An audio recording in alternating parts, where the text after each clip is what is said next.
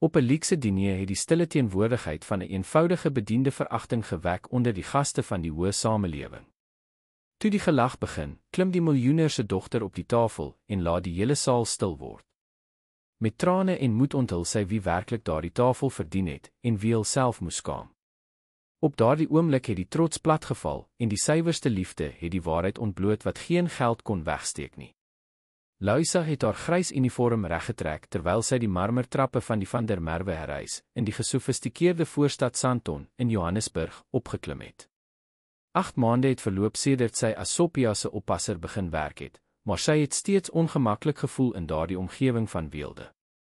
Die kontras tussen haar piepklein woonstel aan die uiterste oosrand en daardie indrukwekkende 3-verdieping gebou met 'n swembad en aangelegde tuin kon nie groter wees nie. By die meisie se kamerdeur het sy diep asem gehaal voordat sy sag geklop het. Sophia was maar 6 jaar oud, maar sy het 'n hartseer in haar oë gedra wat nie by die kinderjare pas nie. 2 jaar gelede deur haar ma, Deborah, verlaat, het die kleintjie haarself in haar eie wêreld toegesluit en geweier om enigiemand te vertrou totdat Luisa gekom het. Sophia, dit is tyd vir jou bad voor die diner. Luisa se stem was altyd melodieus wanneer sy met die meisie gepraat het. Die deur het stadig oopgegaan en Sophia onthul in haar skooluniform van die duurste tweetalige skool in die stad, met haar bruin hare wat deurmekaar was en 'n glimlag wat 'n paar maande gelede ondenkbaar sou wees om op haar gesig te sien. "Lou, kyk wat het ek vandag op skool gedoen," het die meisie uitgeroep en die oppasser aan die hand getrek om 'n kleurvolle tekening te wys. "Dis ons in die park, kyk. Ek, jy en pappa." Luisa het 'n knop in haar keel gevoel toe sy die 3 figure hand aan hand op die papier sien. Op die tekening het sy 'n geel rok gedra, haar gunsteling kleur, soos Sophia opgemerk het, iets wat sy nooit in daardie huis sou dra nie, waar werknemers slegs die regulasie uniform gedra het. "Dis pragtig, my skat. Jy het baie talent." Sy het die meisie met liefde omhels en probeer om nie aan haar eie dogter, Beatrice, te dink nie, wat nou 6 jaar oud sou wees, net so Sophia, as leukemie haar nie 3 jaar gelede weggeneem het nie. Die pyn van verlies was 'n konstante metgesel wat Luisa weggesteek het.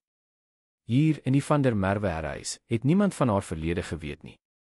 Nie van die woonstel wat sy met haar siek ma in Alexandra gedeel het nie, en ook nie van die 3 poste wat sy gehad het om die diermedisyne vir mevrou Geleste se hartprobleem te betaal nie. "Sal ons gaan bad? Jou pa ontvang vandag belangrike gaste, onthou jy?" Luisa het probeer om die meisie na die ensuite badkamer te lei. Sophia het 'n frons gemaak.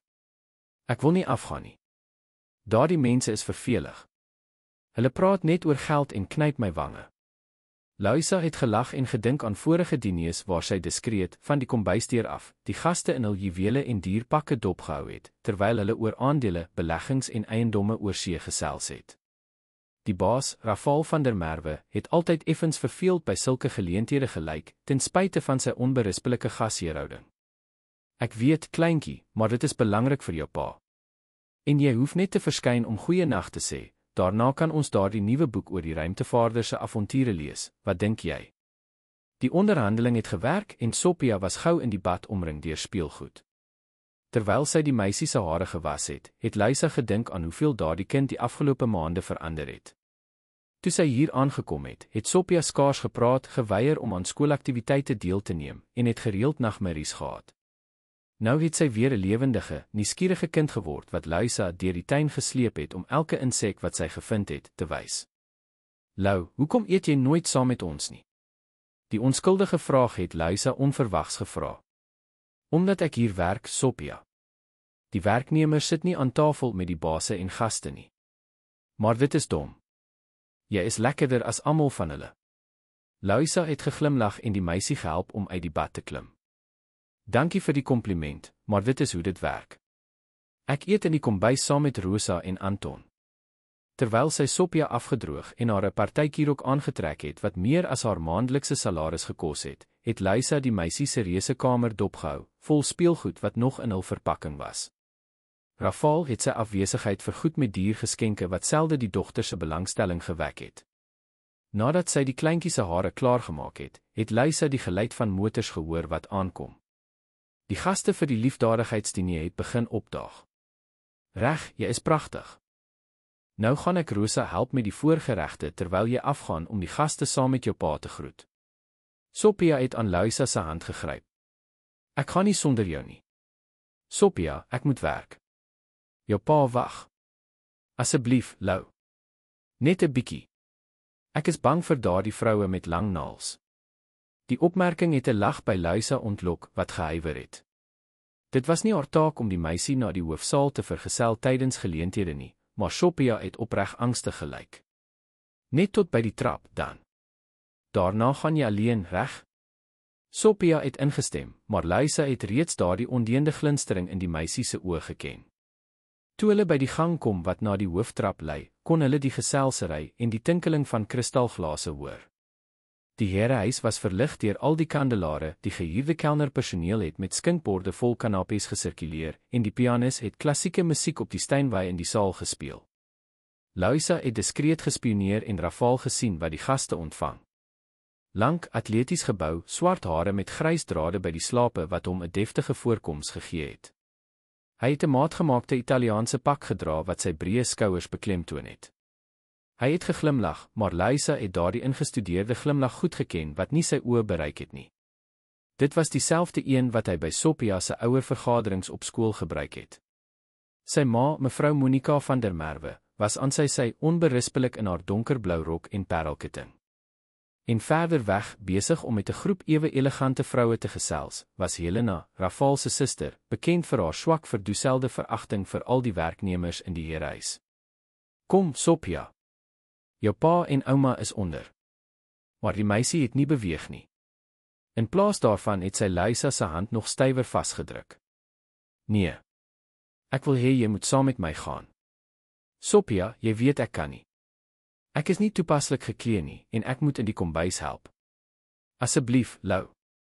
Net vandag. Die meisie se oë het vol trane geskiet en Luisa het gevoel hoe haar hart sag word. Ek is bang om alleen met hulle te wees. Niemand praat regtig met my nie, soos jy doen. Daardie woorde het Luisa diep getref. Sy het die gevoel van eensaamheid te midde van 'n skare goed geken. Hoeveel keer na Beatrice se dood, het sy haarself nie onsigbaar in die wêreld gevoel nie. Goed, kleintjie. Ek sal saam met jou gaan, maar net om jou na jou pa te vergesel ook. Die glimlag wat Sophia se gesig verlig het, was die risiko werd. Saam het hulle die marmertrap begin afklim wat na die hoofsaal gelei het. Luisa het probeer om 'n tree agter te bly, bewus van haar eenvoudige uniform en verslete skoene te midde van die opvallende weelde. Dit was op daardie oomblik dat Rafal sy oë opgelig en hulle gesien het.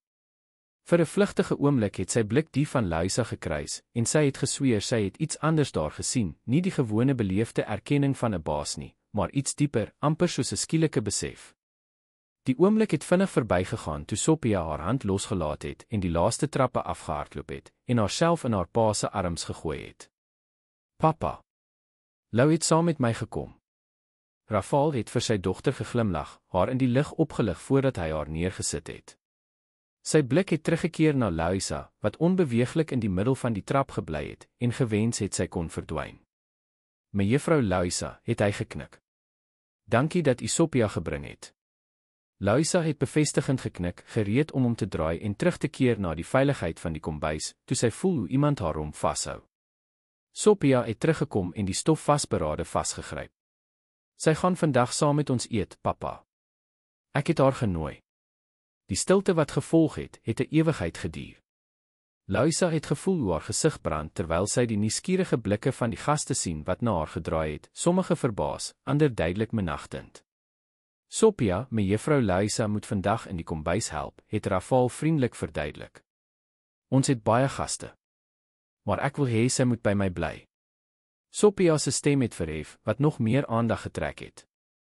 Mevrou Monica het nader gekom, haar dierparfum het Luisa soos 'n verstikkende wolk omhul. Liefie, die werknemers het hul eie eetplek. Ek is seker die oppasser verstaan dit, is dit nie? Die neerbuigende toon het Luisa nog kleiner laat voel. Verskoon my, het sy gemompel en probeer om 'n tree terug te gee, maar Sophia het nie haar romp losgelaat nie. Nee, ouma. Lou is nie net 'n werknemer nie, sy is my vriendin. Sy ken al my stories en help my met die nagmerries. Helena, wat die toneel met 'n ironiese glimlag dopgehou het, nader gekom. Rafael, beheer jou dogter.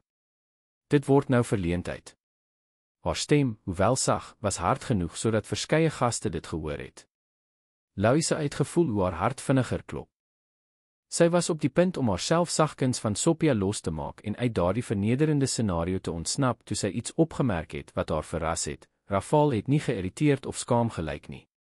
In plaas daarvan het hy sy dogter met 'n pynsende, amper bewonderende uitdrukking dopgehou.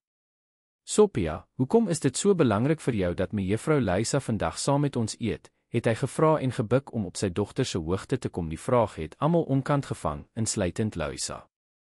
Omdat sy die enigste persoon is wat regtig van my hou, het Sophia geantwoord met die snydende eerlikheid wat net kinders besit. Daardie woorde het in die lug gehang soos 'n stil aanklag. Louisa het Rafael se gesig sien verander, 'n skaduwee van pyn wat oor sy perfekte gelaatstrekke getrek het. Vir 'n oomblik het die suksesvolle sakeman, die magtige man wat 'n finansiële ryk beheer het, kwesbaar gelyk. Ek verstaan, het hy uiteindelik gesê en opgestaan. Sy oë het Louisa sin weer ontmoet, hierdie keer met 'n intensiteit wat haar asem laat ophou het. In hierdie geval, mevrou Louisa, sou dit 'n eer wees as u ons by die diner vergesel. Voordat Louisa kon antwoord, het Helena 'n geforseerde lag gegee. Rafael, jy kan nie ernstig wees nie. Sy is in uniform. En dan? Sophia se stem het die lug gesny. Lou is mooier as almal van julle, selfs met die uniform. 'n Gemompel het deur die saal versprei. Louisa het gewens dat die grond oopgemaak en haar op daardie oomblik ingesluk het. Maar toe gebeur iets onverwags. Rafael het sy hand na haar uitgesteek, met 'n glimlag wat, vir die eerste keer sedert sy hom ontmoet het, opreg gelyk het. Mevrou Louisa, my dogter is reg, dit sou 'n eer wees om u by ons te hê. En so het Louisa, die oppasser van Alexandra met verslete skoene en 'n grys uniform, haarself gevind terwyl sy deur Rafael van der Merwe aan die arm gelei is na die middel van een van die mees eksklusiewe geleenthede van die Johannesburgse hoë samelewing, onder die verbaasde blikke van die aanwesiges en Sophia se stralende glimlag. Die van der Merwe eetkamer het geskitter onder die goue lig van die kristalkandelare. Die reuse jacaranda tafel, 'n familie-erfstuk wat Rafael gesê het meer as 2 eeue oud was, het die 30 gaste met hul kristalglase en silwer bestek gehuisves. Louisa is na 'n plek regs van Sophia gelei, wat op haar beurt langs haar pa aan die hoof van die tafel gesit het. Terwyl Rafael die eer as gasheer bewys het en verduidelik het dat die liefdadigheidsdiner fondse sou insamel vir 'n onderwysprojek in behoeftige gemeenskappe, het Louisa haar oë vasgehou op die Franse porseleinbord voor haar, en gevoel asof sy blootgestel is soos 'n eksotiese dier in die dieretuin. So, jy is die oppasser wat ons klein Sophia verower het 'n middeljarige man wat voor haar gesit het, opgemerk. Volgens wat Louisa van die aanbiedings opgevang het, was dit Maurits Steyn, 'n belangrike belegger van die Van der Merwe groep. Rafael het gesê dat jy wonderwerke met haar verrig het. Louisa het haar gesig opgelig, verbaas. Het Rafael oor haar met sy vennote gepraat? Ek het niks buitengewoon gedoen nie, meneer. Sophia is 'n wonderlike kind, sy het net iemand nodig gehad wat na haar sou luister. Beskeie behalwe vir haar bekwaamheid, het Maurits opgemerk met 'n glimlag wat Louisa nie kon interpreteer nie. Aan die ander kant van die tafel het Helena nie haar ongemak weggesteek nie, en iets vir haar ma gefluister wat afkerende blikke in Louisa se rigting gewerp het. Die ander gaste het afgewissel tussen opregte nuuskierigheid en swak verdoeselde minagting. Die eerste gereg is bedien, 'n voorgereg van skulpe met Siciliaanse suurlemoenskuim wat Louisa nog nooit geproe het nie. Sy het diskreet dopgehou hoe die ander hul bestek vasgehou het voordat hulle begin het, uit vrees om 'n protokollêre fout te maak. Sophia, langs haar, het stralend gelyk. Sien jy, Lou? Nou kan jy elke dag saam met my eet. Sophia, moenie oordryf nie, het mevrou Monica van die ander kant van die tafel ingegryp, haar glimlag het nie haar oë bereik nie. Mevrou Louisa het haar pligte in die huis. Vandag is 'n uitsondering. Maar hoekom, het Sophia aangedring en haar voorkop gefrons? Hoekom eet sy altyd in die kombuis? 'n ongemaklike stilte het oor die tafel neergedaal. Louisa het gevoel hoe al die blikke weer op haar gerig is. Sophia, het Louisa gefluister, kan ons hieroor later praat? Nee, het die meisie vasberade haar kop geskit. Ek wil weet hoekom Lou nie saam met ons kan eet nie. Sy sorg die hele dag vir my, ken al my stories, help my met huiswerk, bly by my as ek nagmerries het, maar as dit tyd is om te eet, moet sy kombuis toe gaan. Dit is nie regverdig nie. Rafal het sy keel skoongemaak, sigbaar ongemaklik. Sophia, daar is sekere sosiale konvensies. Mevrou Luisa is 'n professionele persoon wat gehuur is om onsigbaar te wees, het Sophia onderbreek, trane het in die hoeke van haar oë begin vorm. Soos mamma my onsigbaar gemaak het toe sy weggegaan het. Luisa het 'n knop in haar keel gevoel. In 8 maande het sy Sophia nog nooit so direk die moeder se verlating hoor noem nie. Rafal het bleek geword, onkant gevang deur sy dogter se rou eerlikheid. Sophia, dit is glad nie so nie, het Luisa probeer en 'n hand op die meisie se skouer geplaas. Maar Sophia het reeds op haar stoel gestaan, bewend van emosie, en die geskokte fluisterings wat die tafel deurkruis het, geïgnoreer. Julle weet niks van Lou nie, het sy uitgeroep, die trane het nou vrylik oor haar gesig geloop. Sy is die enigste een wat weet ek haat wortels, maar ek is mal oor broskoli. Sy sien as ek hartseer is, selfs as ek voorgee om te glimlag. Sy het my geleer dat huil nie 'n baba se ding is nie. Sy los my nooit alleen met vrees nie, soos. Haar stem het vir 'n sekonde gebreek voordat sy voortgegaan het, soos mamma gedoen het. Luisa het probeer om die meisie weer te laat sit, maar Sophia het voortgegaan. Lou het vir my gesê ek is dapper. Dat ek slim is. Dat ek 'n ruimtevaarder kan wees as ek wil. Niemand het my ooit hierdie dinge voor haar gesê nie. Die meisie se oë het oor die tafel gevee en elke volwassene wat teenwoordig was, uitgedaag. As Lou nie hier kan eet nie, dan wil ek ook nie eet nie. Die verklaring het soos 'n bom in die saal geval. Helena het haar hand na haar mond gebring in teatrale skok. Mevrou Monica het iets oor gebrek aan grenser gemompel. Een van die gaste het ongemaklik gehoes. Rafal het vir lang sekondes onbeweeglik gebly. Toe hy uiteindelik gepraat het, het sy stem 'n kwaliteit gehad wat Luisa nog nooit van tevore gehoor het nie, 'n mengsel van bewondering en skaamte. Sophia is reg. Alle koppe het na die gasheer gedraai. My 6-jarige dogter het my pas 'n les oor respek geleer wat ek, blykbaar, moes hoor. Hy het direk na Luisa gekyk, sy blik intens, byna koorsagtig. Mevrou Luisa, ek vra om verskoning dat ek 'n kind nodig gehad het om my te herinner hoe om diegene wat vir my kosbaarste besitting sorg, behoorlik te behandel. U is welkom aan hierdie tafel, vandag en altyd wanneer u wil. Rafal se verklaring het verskillende reaksies uitgelok, sommige gaste het in stilte goedgekeur geknik, ander het verbaas gelyk, en Helena het met 'n woedende uitdrukking in haar stoel gesink. Maar dit was Sophia se glimlag, stralend deur die trane, wat Luisa 'n warmte in haar bors laat voel het. Die diner het voortgegaan met geforseerd ligte gesprekke. Luisa het beleefd geantwoord wanneer iemand met haar gepraat het, maar sy het gevoel asof sy droom. Soms het sy Rafal se blik op haar gevang, 'n ander, bepeinsende blik. Toe die nagereg bedien is, het Sophia reeds van moegheid geknik langs Luisa. Die horlosie het amper 10 gewys, verby die meisie se normale slaaptyd. Ek dink iemand is gereed om bed toe te gaan, het Luisa sagkens opgemerk. Rafal het geknik. Kan jy haar asseblief vat? Ek sal opkom sodra ek myself van die gaste kan losmaak. Luisa het Sophia opgetel, die meisie was reeds amper aan die slaap en het haar kop op haar skouer laat rus. Terwyl sy van die tafel af weggestap het, het sy Helena laag hoor opmerk. Eerlikwaar, Rafal, eers sit jy haar aan ons tafel en nou kyk jy na haar asof sy 'n bekoorlike prinses is. Sy is 'n bediende van Alexandra ter wille van God. Luisa het haar pas versnel en voorgegee dat sy dit nie gehoor het nie, terwyl Rafal iets in 'n skerp toon geantwoord het wat sy nie kon onderskei nie. Sy het die trappe opgeklim en die gemaklike gewig van Sophia in haar arms gevoel, 'n gewig wat haar altyd aan Beatrice herinner het en aan die laaste maande toe sy haar gedra het, al hoe ligter, tussen mediese konsultasies en chemoterapie sessies. In die kamer het sy Sophia in sagte slaapklere omgeruil en haar in die bed gesit. Die meisie, reeds met toe oë, het haar hand vasgehou. Lou, gaan jy vir altyd by my bly? Die vraag het Luisa soos 'n slag getref. Hoeveel onmoontlike beloftes het sy aan haar eie dogter gemaak? Hoeveel keer het sy gesê dat alles reg sal kom, dat mamma haar nooit sal verlaat nie, dat hulle gou sal terugkeer huis toe en die hospitaal sal vergeet? Ek is nou hier, kleintjie, het sy geantwoord en die meisie se hare gestreel. Slaap lekker. Sophia het amper onmiddellik aan die slaap geraak, maar Luisa het vir lang minute langs die bed bly sit, verlore in gedagtes. Die nag was surrealisties. Hoe sou sy daarna weer net die oppasser wees? 'n sagte klop aan die deur het haar uit haar dagdrome geruk. Rafal het stilweg ingekom, steeds in sy elegante pak, hoewel sy das nou effens losser was. Het sy geslaap, het hy sag gevra en nader aan die bed gekom. Louisa het geknik en opgestaan. Ja, sy was uitgeput. Jammer vir die insident by die diner. Ek moes meer aangedring het dat sy verstaan dat dit nie gepas was vir my om aan tafel te sit nie. Rafal het haar vir 'n oomblik bestudeer, sy gesig gedeeltelik in die skadu gestel deur die sagte lig van die bedlampie. Moenie om verskoning vra nie. Dit was insiggewend.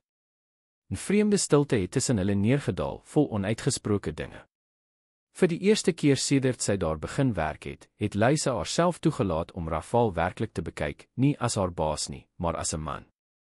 Die gedefinieerde gelaatstrekke van sy gesig, die stoppels wat sy sterk kakebeen begin oorskadu het, die diep bruin oë wat 'n melancholie gedra het wat by haar eie gepas het. Sophia het iets gesê wat my geïntrigeer het Rafal die stilte verbreek, sy stem nou skaars meer as 'n fluistering. Sy het genoem dat jy haar geleer het dat huil nie 'n teken van swakheid is nie. Louisa het haar blik weggedraai, skielik bewus daarvan dat hulle baie naby was. Ja, ek het dit vir haar gesê nadat ek haar in die kas gevind het waar sy gehuil het oor 'n foto van haar ma. Sy het vir my gesê sy probeer sterk wees soos haar pa wat nooit huil nie. Rafal se gesig het kortliks gekrimp met iets soos pyn.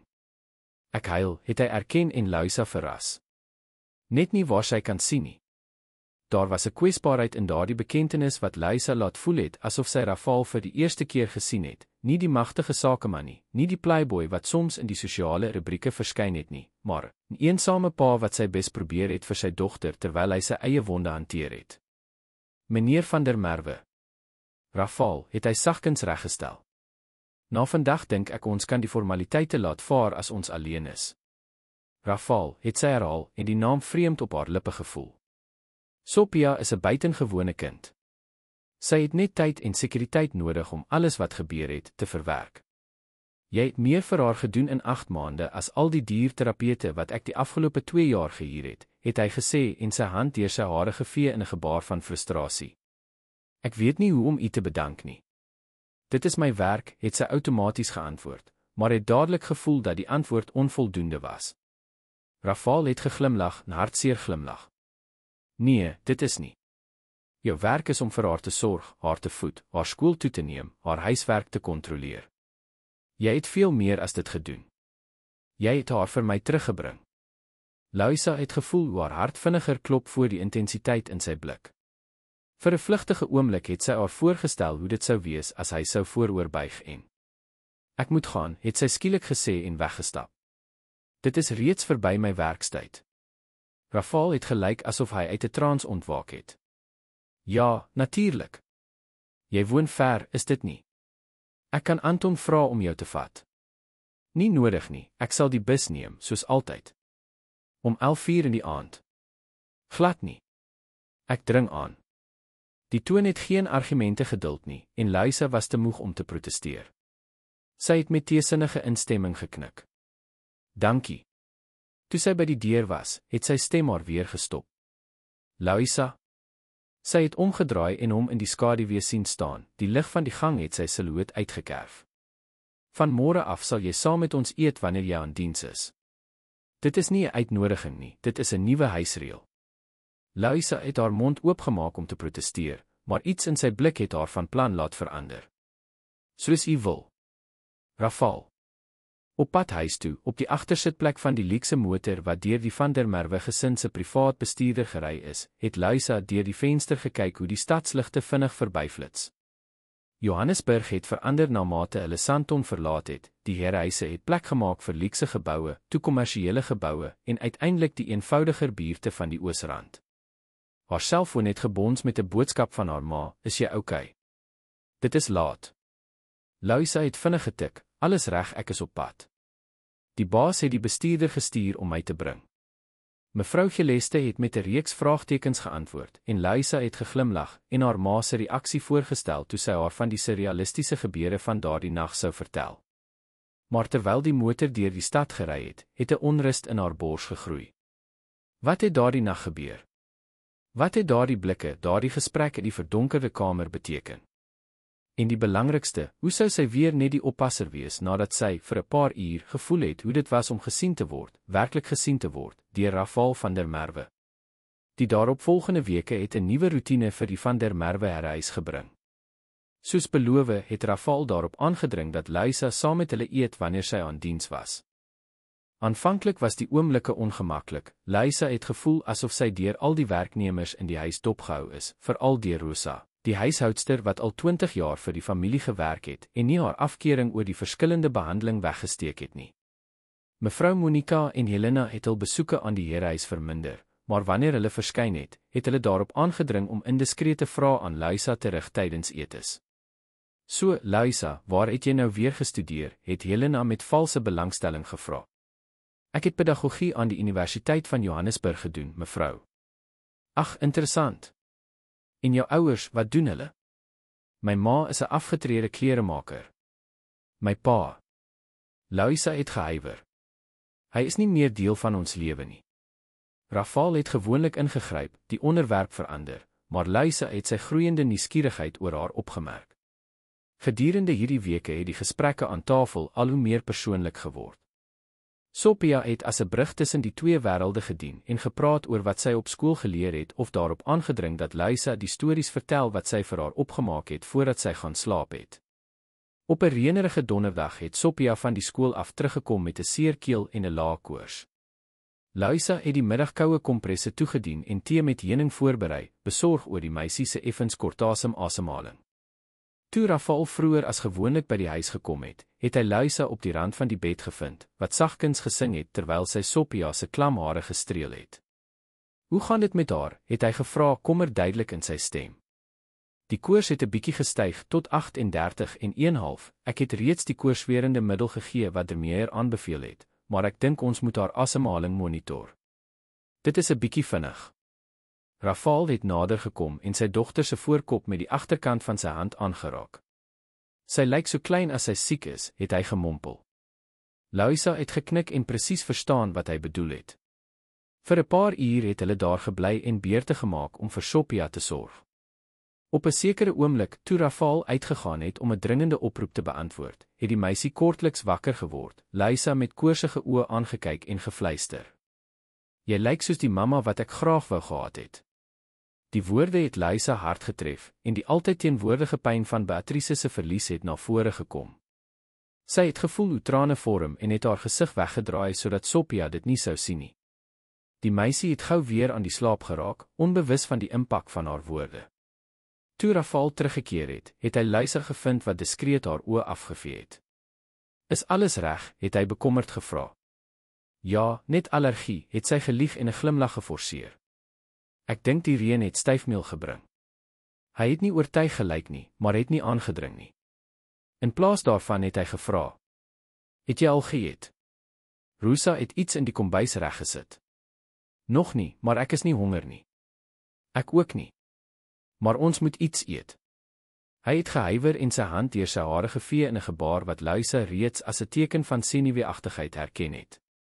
Wat daarvan as ons iets bestel? Ek ken 'n plek wat die beste yakisoba in die stad lewer. Die voorstel het haar onverwags gevang. Dit was een ding om saam aan die formele etenstafel te eet, met Sophia as tussenganger, 'n heel ander ding was om 'n informele, amper intieme maaltyd te deel. Ek weet nie of dit sou wees nie. Gepas, het hy voltooi met 'n halwe glimlag. Waarskynlik nie. Maar ek is moeg daarvoor om my oor wat gepas is te bekommer.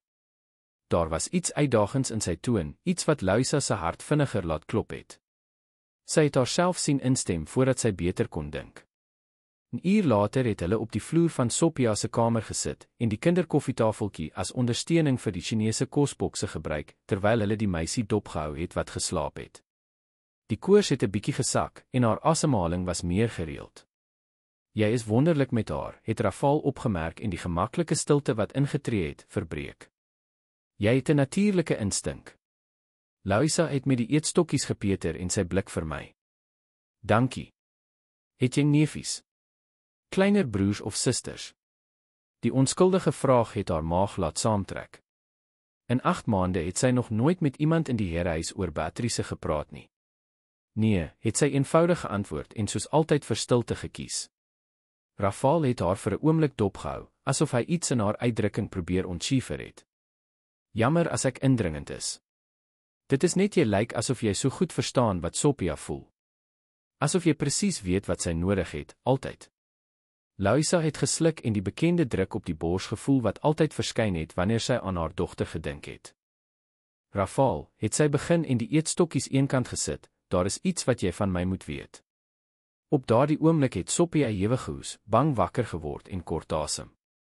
Binne sekondes was beide Louisa en Rafal langs die bed. Ek kan nie reg asemhaal nie, het die meisie tussen hoesbuie gesnak. Rafal het bleek geword, terwyl Louisa vinnig die kind se temperatuur nagegaan het. Die koors het teruggekom, hoor, het sy gesê en haar stem kalm gehou ten spyte van die interne alarm.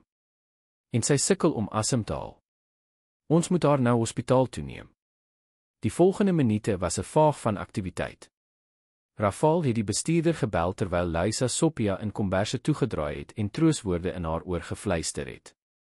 Binne minder as 15 minute was hulle op pad na die Medikliniek Santon, Sophia half bewusteloos op Louisa se skoot op die agtersitplek. Rafal het haar klein handjie vasgehou, sy gesig gekenmerk deur vrees. Alles sal regkom, het Louisa herhaal vir beide Sophia en Rafal en gedink aan die talle kere wat sy dieselfde angswekkende pad met Patrice gegaan het. In die hospitaal is Sophia onmiddellik behandel, die voordele daarvan om die dogter van een van Johannesburg se grootste sakemanne te wees.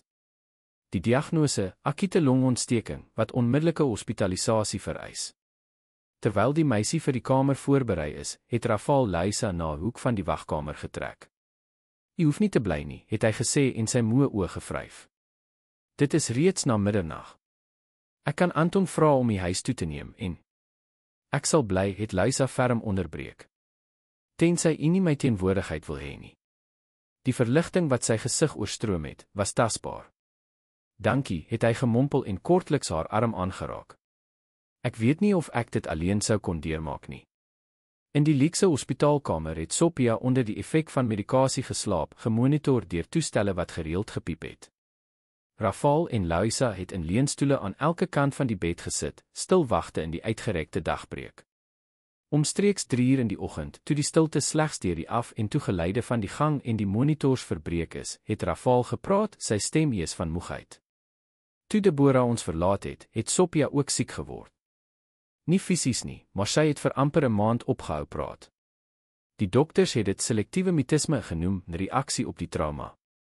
Louisa het sy profiel in die skaduwee van die kamer dopgehou, sy skouers gebuig onder die gewig van pynlike herinneringe. "Wat het gebeur?" het sy sagkens gevra. Rafal het gesig en sy gesig gevryf. Die kort weergawe. Deborah het besluit sy was nie gereed om 'n ma te wees nie. Dat sy versmoor gevoel het deur ons lewens. Blykbaar was 'n besige man en 'n 4-jarige dogter hindernisse vir haar drome van vryheid. Die bitterheid in sy stem was snydend. Eendag het ek vroeër van 'n sakereis teruggekom en haar gevind waar sy haar tasse pak. Sy het nie eers probeer om dit weg te steek nie. Sy het gesê sy vertrek saam met 'n fotograaf wat sy in een van haar yoga-klasse ontmoet het, dat hy haar weer lewendig laat voel het. Louisa het 'n knop in haar keel gevoel. En Sophia.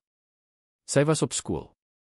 Deborah het nie die moeite gedoen om te wag om totsiens te sê nie. Sy het 'n brief agtergelaat waarin sy gesê het sy is lief vir my, maar sy is meer lief vir haar vryheid. Dat Sophia beter sou wees by my, aangesien ek altyd die perfekte pa was. Hy het 'n lag sonder humor gegee. Perfek tot die punt dat ek nie besef het dat my vrou ongelukkig genoeg was om ons dogter te verlaat nie. Jy kan jouself nie daarvoor blameer nie, het Louisa gesê en 'n golf van deernisgevoel vir die man voor haar, so magtig in die sakewêreld, so kwesbaar in sy persoonlike lewe. Ek kan, en ek doen dit elke dag, het hy bely. Sophia het my weke lank gevra waar haar ma was, wanneer sy sou terugkom. Hoe verduidelik jy aan 'n 4-jarige kind dat haar ma eenvoudig besluit het sy wou haar nie meer hê nie? Trane het nou in sy oë geblink en die sagte lig van die monitors weerkaats. Die ergste is dat 'n deel van my altyd geweet het dat Deborah nie gereed was om 'n ma te wees nie. Ek het haar gedruk gesê ons sou al die nodige hulp hê, oppassers, huishoudsters. Maar diep binne dink ek sy wou Sophia nooit gehad het nie. Die stilte wat gevolg het, was swaar. Louisa het na die regte woorde gesoek en gevoel dat wat sy op daardie oomblik sou sê, die dinamika tussen hulle onherroepelik sou verander. Toe ons jou gehuur het, het Rafal na 'n paar minute voortgegaan, het ek nie veel verwag nie. Sophia het reeds 3 oppassers weggestuur met haar stilte en haar aanvalle. Maar jy was anders van die eerste dag af. Ek het haar net gegee wat sy nodig gehad het Luisa sagkens geantwoord. Ruimte om te voel, sekuriteit om uit te druk. Rafal het haar intens dopgehou. Hoe weet jy presies wat om te sê, wat om te doen? Dit is asof jy presies verstaan hoe dit is om iemand so te verloor. Die opening was daar, die perfekte oomblik om die waarheid oor Beatrice te vertel. Luisa het gevoel hoe haar hart vinniger klop, haar handpalms was klam. As sy nou sou praat, sou daar geen terugkeer wees nie. Om daardie deel van haar verhaal te onthul, was om die diepste wond van haar siel bloot te lê. Ek het 'n dogter gehad, het sy uiteindelik gesê, die woorde het soos 'n fluistering uitgekom. Haar naam was Beatrice. Rafal se oë het effens verwyd, en hy het die gebruik van die verlede opgemerk. Sy was 3 jaar oud toe. Luisa het die knop in haar keel gesluk. Toe ons leukemie ontdek het. Ons het vir 9 maande geveg, maar sy het dit nie gemaak nie. Die trane het toe gekom, onvermydelik. 3 jaar van ingehoue pyn wat uiteindelik oorgeloop het. Sophia herinner my soms so baie aan haar. Dieselfde lag, dieselfde nuuskierigheid oor alles. Beatrice was ook mal oor stories oor sterre. Luisa het nie besef dat Rafal opgestaan het, totdat sy sy arms om haar gevoel het nie, wat haar in 'n omhelsing ingetrek het. Dit was die eerste keer dat hulle mekaar so aangeraak het, sonder die bemiddelende teenwoordigheid van Sophia. Sy moes weerstand gebied het, die professionele afstand behou het, maar sy was te moeg, te kwesbaar. Sy het haarself in daardie omhelsing laat omhul, en sy warmte, die sagte reuk van sy dierkologne, die gerief om vasgehou te word deur iemand wat die pyn van verlies verstaan het, gevoel. Ek is jammer, het hy teen haar hare gemompel. Ek is jammer, Luisa. Hulle het vir etlike minute so gebly, die tyd het betekenis verloor in die stilte van die hospitaalkamer. Toe hulle uiteindelik weggestap het iets tussen hulle verander, 'n onsigbare versperring het geval. Daarom verstaan jy haar so goed, het Rafal gesê en steeds haar hande vasgehou. Daarom weet jy presies wat sy nodig het. Luisa het geknik.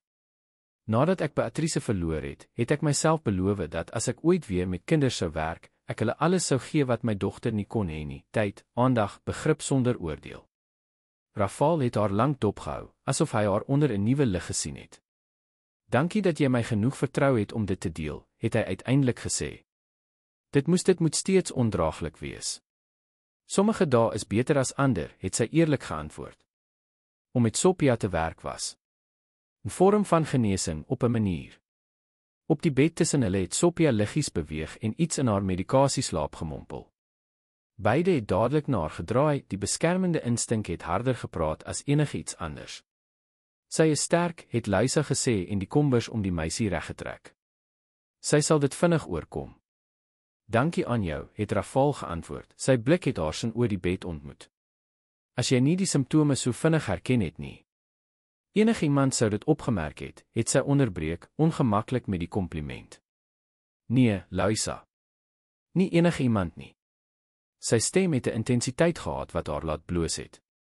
Jy is buitengewoon. Die oomblik is verbreek deur die geluid van die deur wat oopgaan.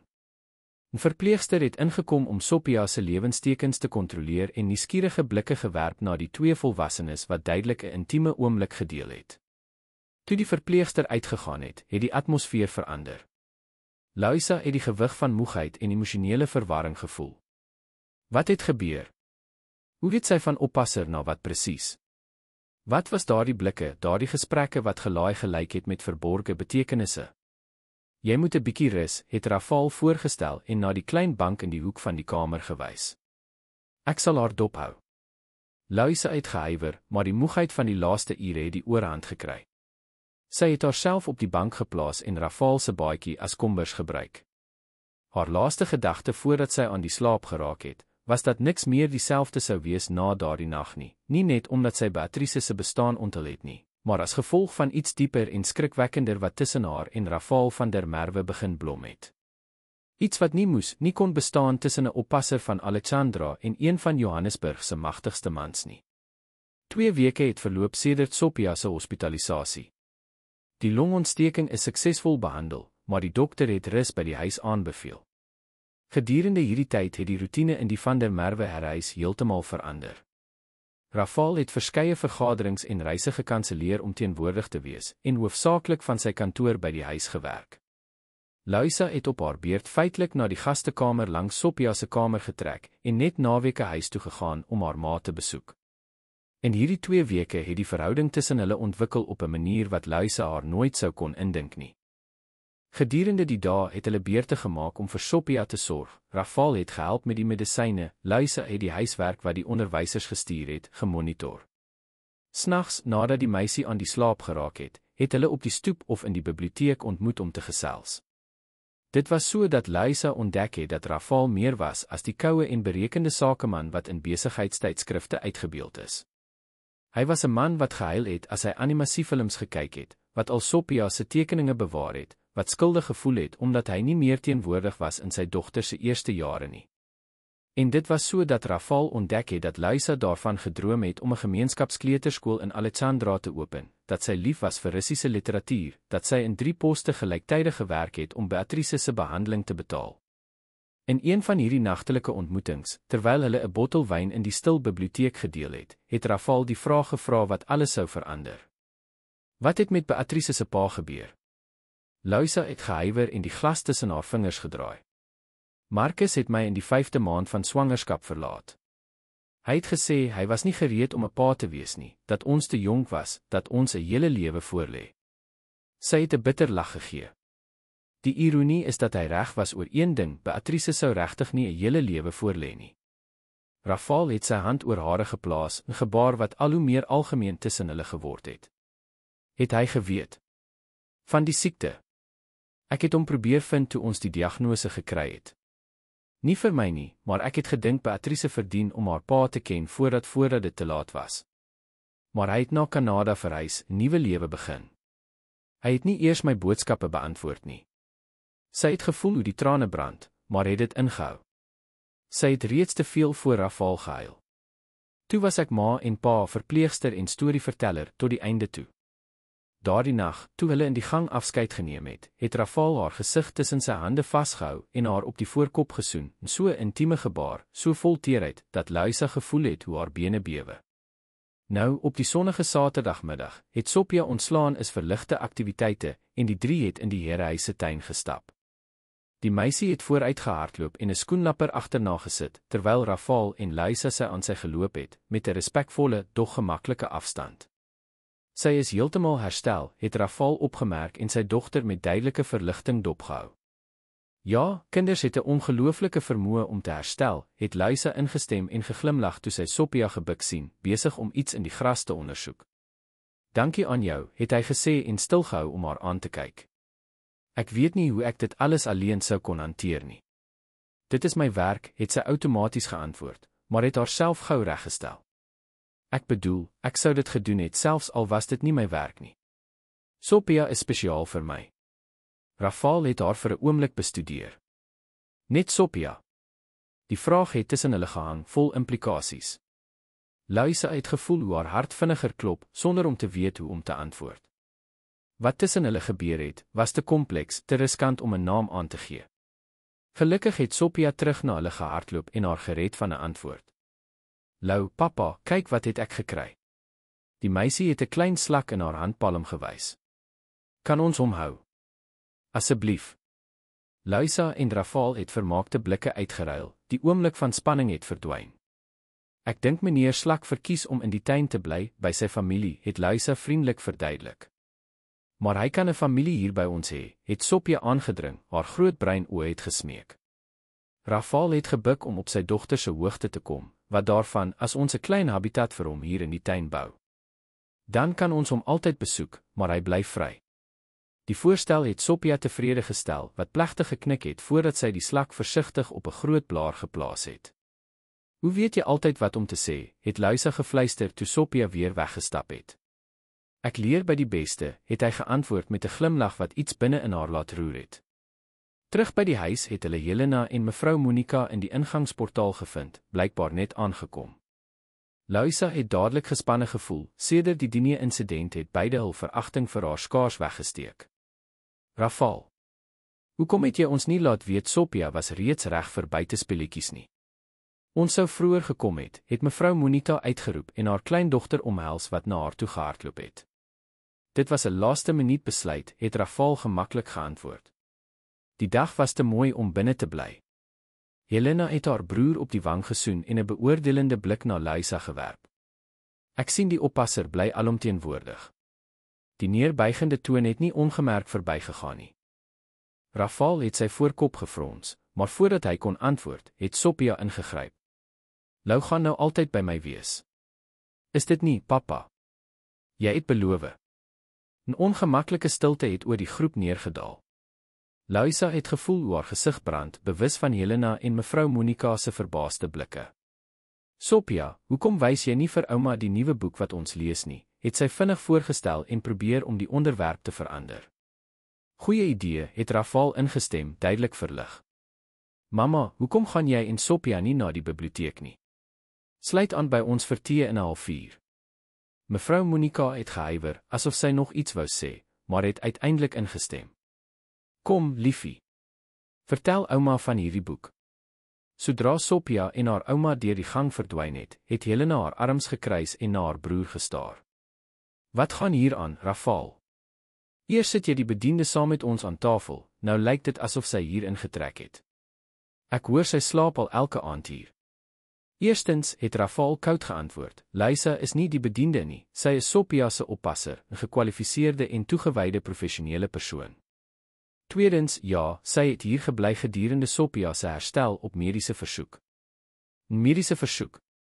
Helena het sonder humor gelag. Sedert wanneer word oppassers deur dokters voorgeskryf? En moenie vir my sê sy slaap in die gastekamer nie, want niemand sal dit glo nie. Luisa het doodgeskaam gevoel. Verskoon my, ek dink ek sal gaan kyk of Sophia iets nodig het sy gemompel en probeer om uit die vernederende situasie te ontsnap. Nee, Rafal het haar arm sagkens vasgehou. Jy hoef nie te gaan nie. Helena is die een wat haar woorde beter moet kies. Die blik wat hulle uitgeruil het, is deur Helena opgevang, wie se oë verwyd het van begrip. My God, is dit dan waar? Is jy betrokke by haar? Haar stem was 'n mengsel van ongeloof en afkeer. Rafal, terwille van God, dink aan jou posisie. Wat sou jou vennote sê? Wat sou die pers hiermee doen? Helena, genoeg, het Rafal gewaarsku, sy stem gevaarlik laag. Jy is disrespekvol in my huis. Disrespekvol. Ek probeer jou verhoed om die grootste fout van jou lewe te maak. Helena het na Luisa gedraai, haar oë het geblink. Wat wil jy uiteindelik hê? Dink jy regtig hy sal sy wêreld vir joune verruil? Of mik jy na die geld, soos al die ander? Ek wil niks van jou broer hê nie, behalwe respek vir my werk, het Luisa geantwoord en krag gevind om die vrou te konfronteer. En as jy my verskoon, het ek verantwoordelikhede om na te kom. Daarmee het sy vinnig weggestap, haar hart het in haar bors gehamer. Sy het Rafal haar naam hoor roep, maar het nie gestop nie. Sy het ruimte, lig, afstand nodig gehad van daardie wêreld wat nooit hare sou wees nie. In die gastekamer het Luisa op die rand van die bed gesit, haar hande het gebewe. Helena was tog reg, wat het sy gedink? Dat daar iets werklik tussen haar en Rafal kon wees. Hulle het in parallelle heelale geleef wat nooit moes kruis nie. 'n Sagte klop aan die deur het haar gedagtes onderbreek. Rafal het ingekom sonder om 'n antwoord te wag, sy gesig 'n masker van kommer. Luisa. Sy is reg, het Luisa onderbreek en opgestaan. Dit kan nie werklik wees nie. Enigiets tussen ons sal 'n ramp wees. Rafal het die deur agterom toegemaak en versigtig nader gekom. Hoekom? As gevolg van wat Helena gesê het. Sedert wanneer gee jy om oor haar mening? Dit is nie net haar mening nie. Dit is die werklikheid, Rafal. Luisa het nadruklik beduie. Kyk na ons. Jy is Rafal van der Merwe, eienaar van die helfte van Johannesburg. Ek is Luisa Santos, 'n oppasser wat in Alexandra woon. Klink dit vir jou sinvol? Ja, het hy eenvoudig geantwoord en haar verras. Dit maak sin wanneer ons saam is. Wanneer jy by Sophia is, wanneer ons in die biblioteek gesels, wanneer ons as 'n span werk om vir haar te sorg tydens haar siekte. Hy het nog 'n tree in haar rigting gegee. Niks in my lewe het soveel sin gemaak soos daardie oomblikke nie. Luisa se hart het vinniger geklop. Dit was presies hoe sy gevoel het, maar sy kon nie, sy moes dit nie erken nie. Rafal, wees realisties.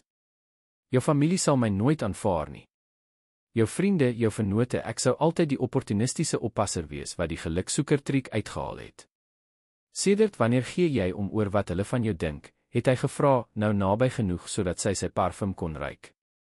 Dit is nie vir my nie, het sy eerlik geantwoord. Dit is vir Sophia. Sy het reeds genoeg gelei onder haar ma se verlating. As dit as ons. Sy het gehuiwer en na die woorde gesoek. As ons iets probeer het en dit het nie gewerk nie, sou dit verwoestend vir haar wees. Rafal het vir 'n oomblik stil gebly en haar woorde oorweeg. Jy is reg oor een ding, het hy uiteindelik gesê. Sophia moet altyd eerste kom. Daarom moet ek eerlik wees, met jou, met myself, met almal. Hy het haar hande tussen syne geneem, 'n gebaar wat die afgelope weke bekend geword het. Louisa, ek het dit nooit beplan nie. Nadat Deborah ons verlaat het, het ek myself oortuig dat ek my hart nooit weer aan iemand anders sou toevertrou nie. Maar toe het jy in ons lewens gekom, met jou stille krag, jou deernis, jou vermoë om lief te hê, selfs na alles wat jy verloor het. Hy het een van sy hande na haar gesig gebring, haar wang met sy duim gestreel. Ek het op jou verlief geraak. Ek weet nie wanneer of hoe dit gebeur het nie, maar dit het gebeur.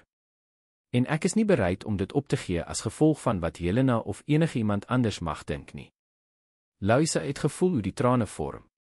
Dit was alles wat sy die afgelope weke in die geheim wou hoor en terselfdertyd wat sy die meeste gevrees het. Rafal, ek. Die deur het skielik oopgegaan en die oomblik onderbreek. Mevrou Monica het by die ingang gestaan, haar uitdrukking het gewissel tussen skok en woede. So Helena was reg, het sy gesê, haar stem ijskoud. Jy is regtig betrokke by die bediende. Rafal het 'n gefrustreerde sug geslaak, maar het nie sy hand van Louisa se gesig afgehaal nie. Mamma, dit is nie jou saak nie. Dit is nie my saak nie. Jy is my seun. Die toekoms van ons familie is op die spel. Mevrou Monica het die kamer binnegekom en die deur hard toegemaak. Sy het na Louisa gedraai, haar oë was hard. Hoeveel? Louisa het geknip verward. Wat? Hoeveel geld wil jy hê om te verdwyn? 50.000. 100.000. Noem jou prys. Rafal het tussen die twee vroue gestaan, bewend van woede. Mamma, dit is onaanvaarbaar. Gaan nou uit my kamer. Jou kamer. Mevrou Monica het 'n wenkbrau gelig. Dit is die gastekamer. Of onderbreek ek dalk iets meer intiem? Wat tussen Louisa en my gebeur, is nie jou saak nie, het Rafal herhaal, sy stem gevaarlik beheerst. En as jy dit nie kan respekteer nie, is dit dalk beter om vir 'n rukkie nie hierdie huis te besoek nie. Die ultimatum het in die lug gehang soos 'n donderwolk. Mevrou Monica het bleek geword en toe haar kalmte herwin en haar duur kasjemier glad gestryk. Jy sal spyt wees daaroor, Rafal. Wanneer sy kry wat sy wil hê en vertrek soos Deborah gedoen het, moenie sê ek het jou nie gewaarsku nie. Daarmee het sy omgedraai en uitgegaan en die deur hard toegeslaan. Die stilte wat gevolg het, was dig soos mis. Louisa het na haar gevoel tot in die diepte van haar siel verneder. 100.000 rand. Dit was hoeveel mevrou Monica gedink het haar waardigheid werd was. Louisa, vergewe my, het Rafal begin en na haar gedraai. My ma het nie die reg gehad om. Sy het alle reg om haar seun te beskerm, het Louisa onderbreek en van hom weggestap. Dit is wat enige ma sou doen. Nee, sy is verkeerd. Heeltemal verkeerd oor jou, oor ons. Daar is geen ons nie, Rafal, het Louisa gesê, die woorde het haar eie keel soos glasskerwe gesny. Dit kan nie bestaan nie. Hy het haar ongelowig aangekyk. Jy het nie geglo wat sy gesê het nie, het jy? Dat jy by my is vir geld? Natuurlik nie. Maar dit verander niks. Wat vandag hier gebeur het, bewys net wat ek reeds geweet het, ons wêrelde is onverenigbaar. Sy het diep asem gehaal en haarself gedwing om die nodige woorde te sê. Ek dink dit is beter dat ek vertrek. Wat?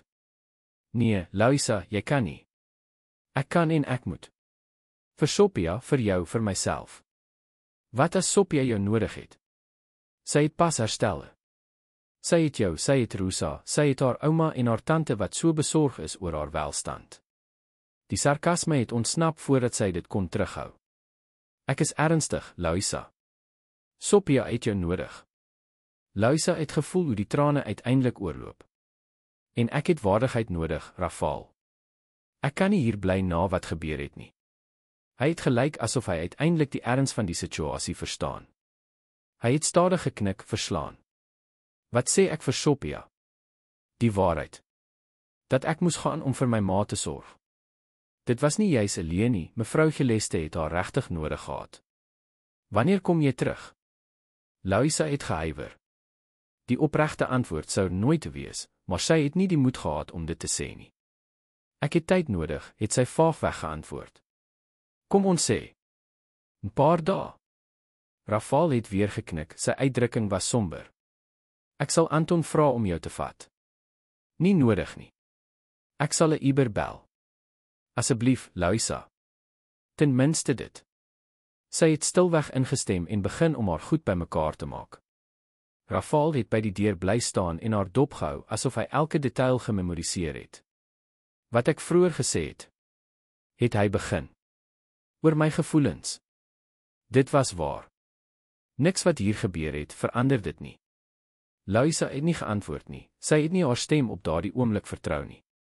Toe sy klaar was met haar klein tas, het sy na hom toe gekom en moed bymekaar geskraap vir wat sy moes sê.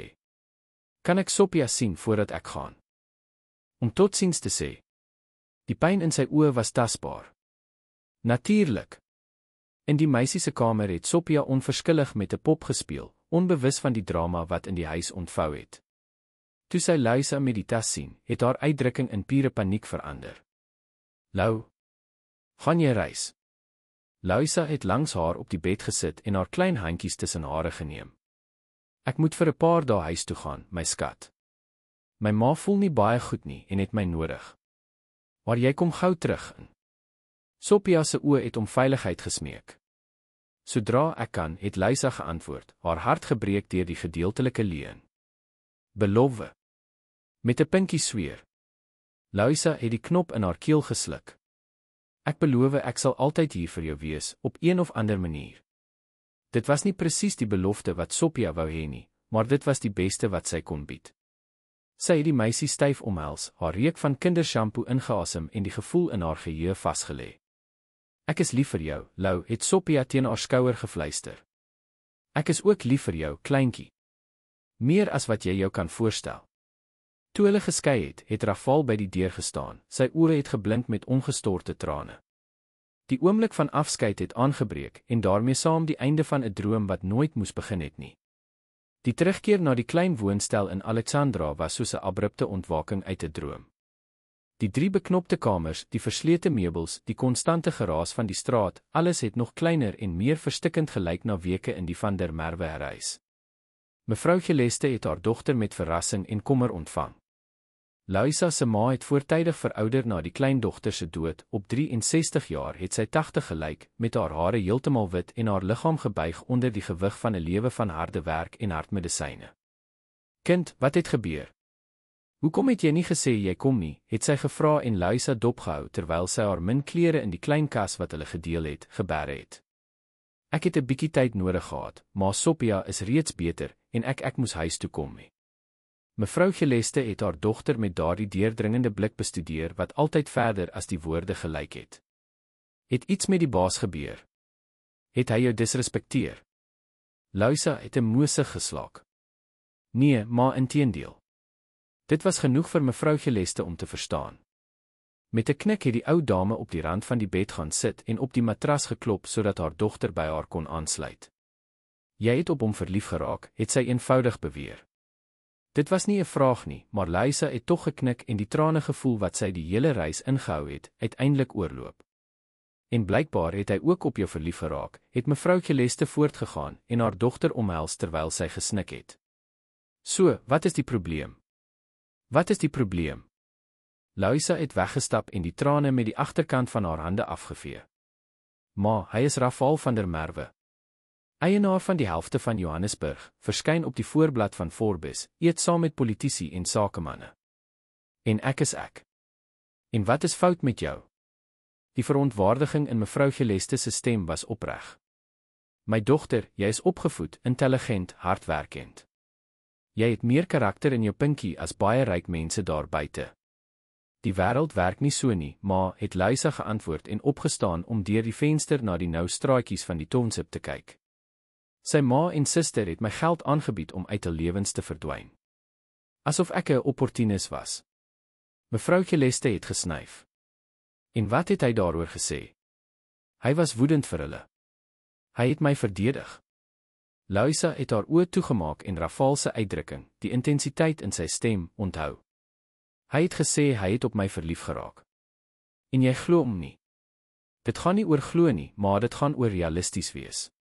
Wat sou gebeur het as ek gebly het?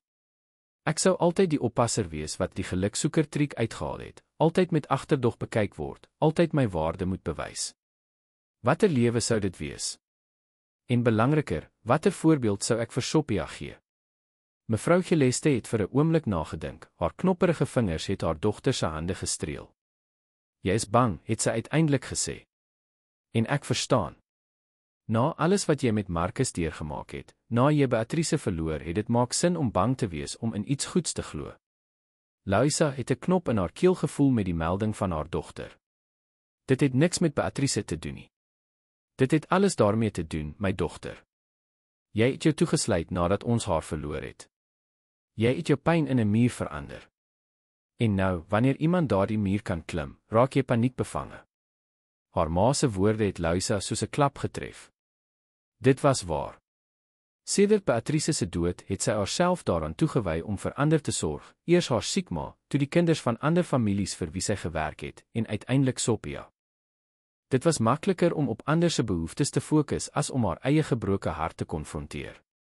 Wat wil jy moet ek doen, ma?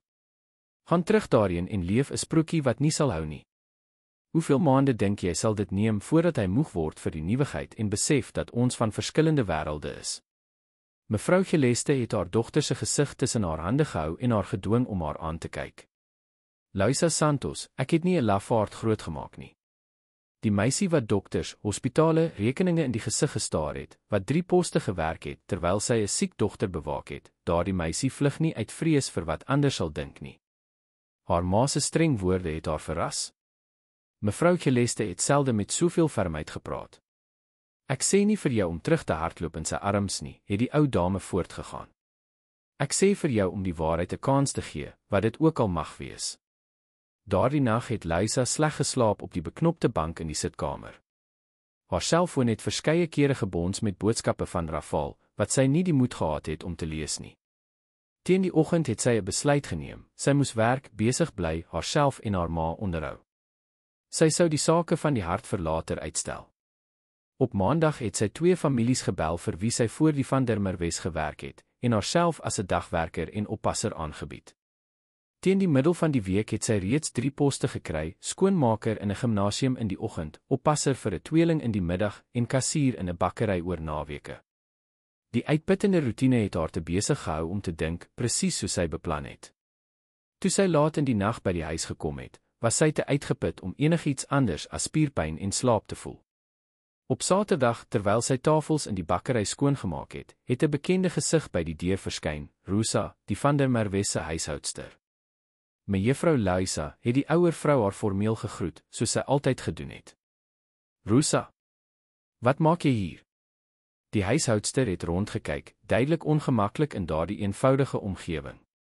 Ek moes jou kry. Dit gaan oor Sophia. Luisa se hart het vinniger geklop. Het iets gebeur? Is sy weer siek? Nie fisies nie, het Rosa geantwoord en haar stem verlaag.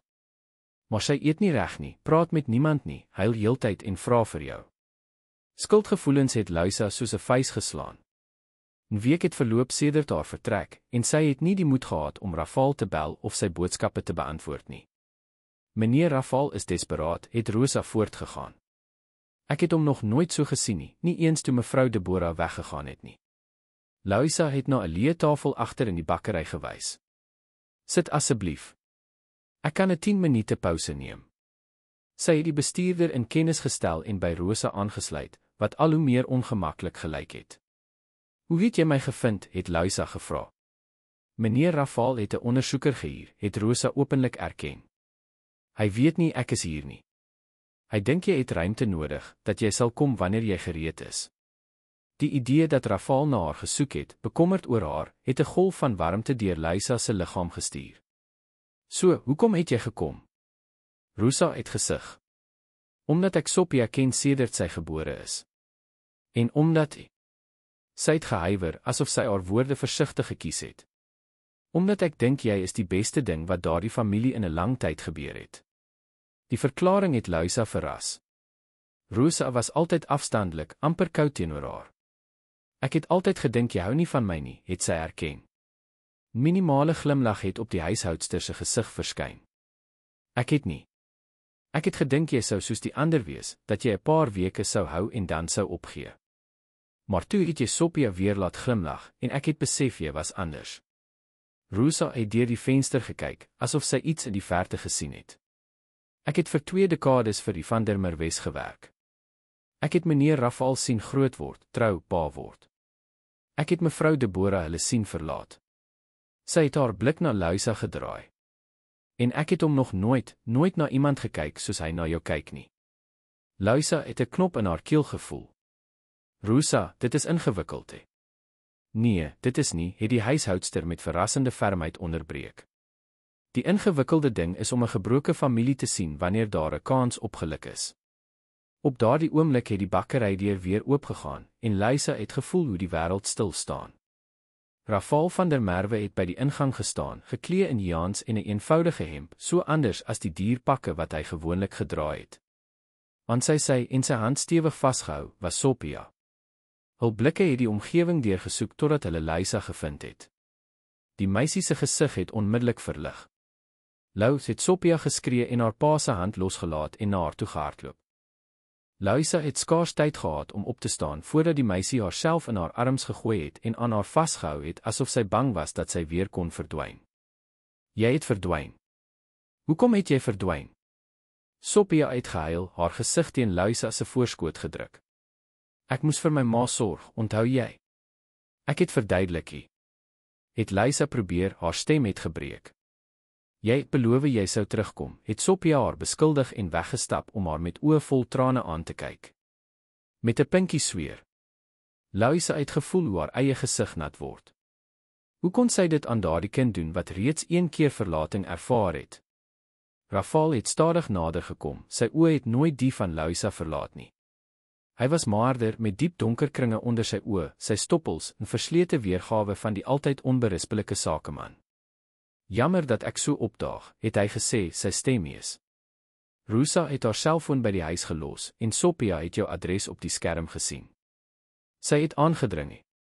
Ek het vir pappa gesê jy was hartseer en het ons nodig, net soos toe ek siek was, het Sophia onderbreek, steeds aan Luisa se middel vasgehou. Hy het gesê ons moet nie pla nie, maar ek het gesê jy word nooit gepla met ons nie, Lou. Die bestuurder van die bakkery het nader gekom, duidelik ontstel deur die toneel. Luisa, is alles reg? Ek het nodig dat jy terug aan werk toe of. Hoeveel verdien jy hier, het Rafal skielik gevra. Wat? Per uur. Hoeveel verdien jy, het hy aangedring. Die bestuurder het gelyk asof hy hom uiteindelik herken het, sy oë het verwyd. Meneer van der Merwe. Van der Merwe Beleggings. Rafal het die man geïgnoreer, sy oë vas op Luisa. Sê asseblief vir my. R77 per uur, het sy geantwoord en vreemd skaam gevoel. Hoekom? Omdat ek presies wil weet hoeveel dit sal kos om jou nou hier weg te kry.